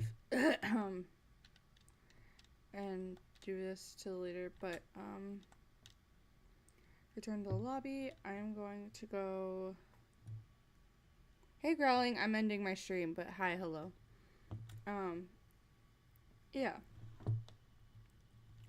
Usually I just fall asleep on song.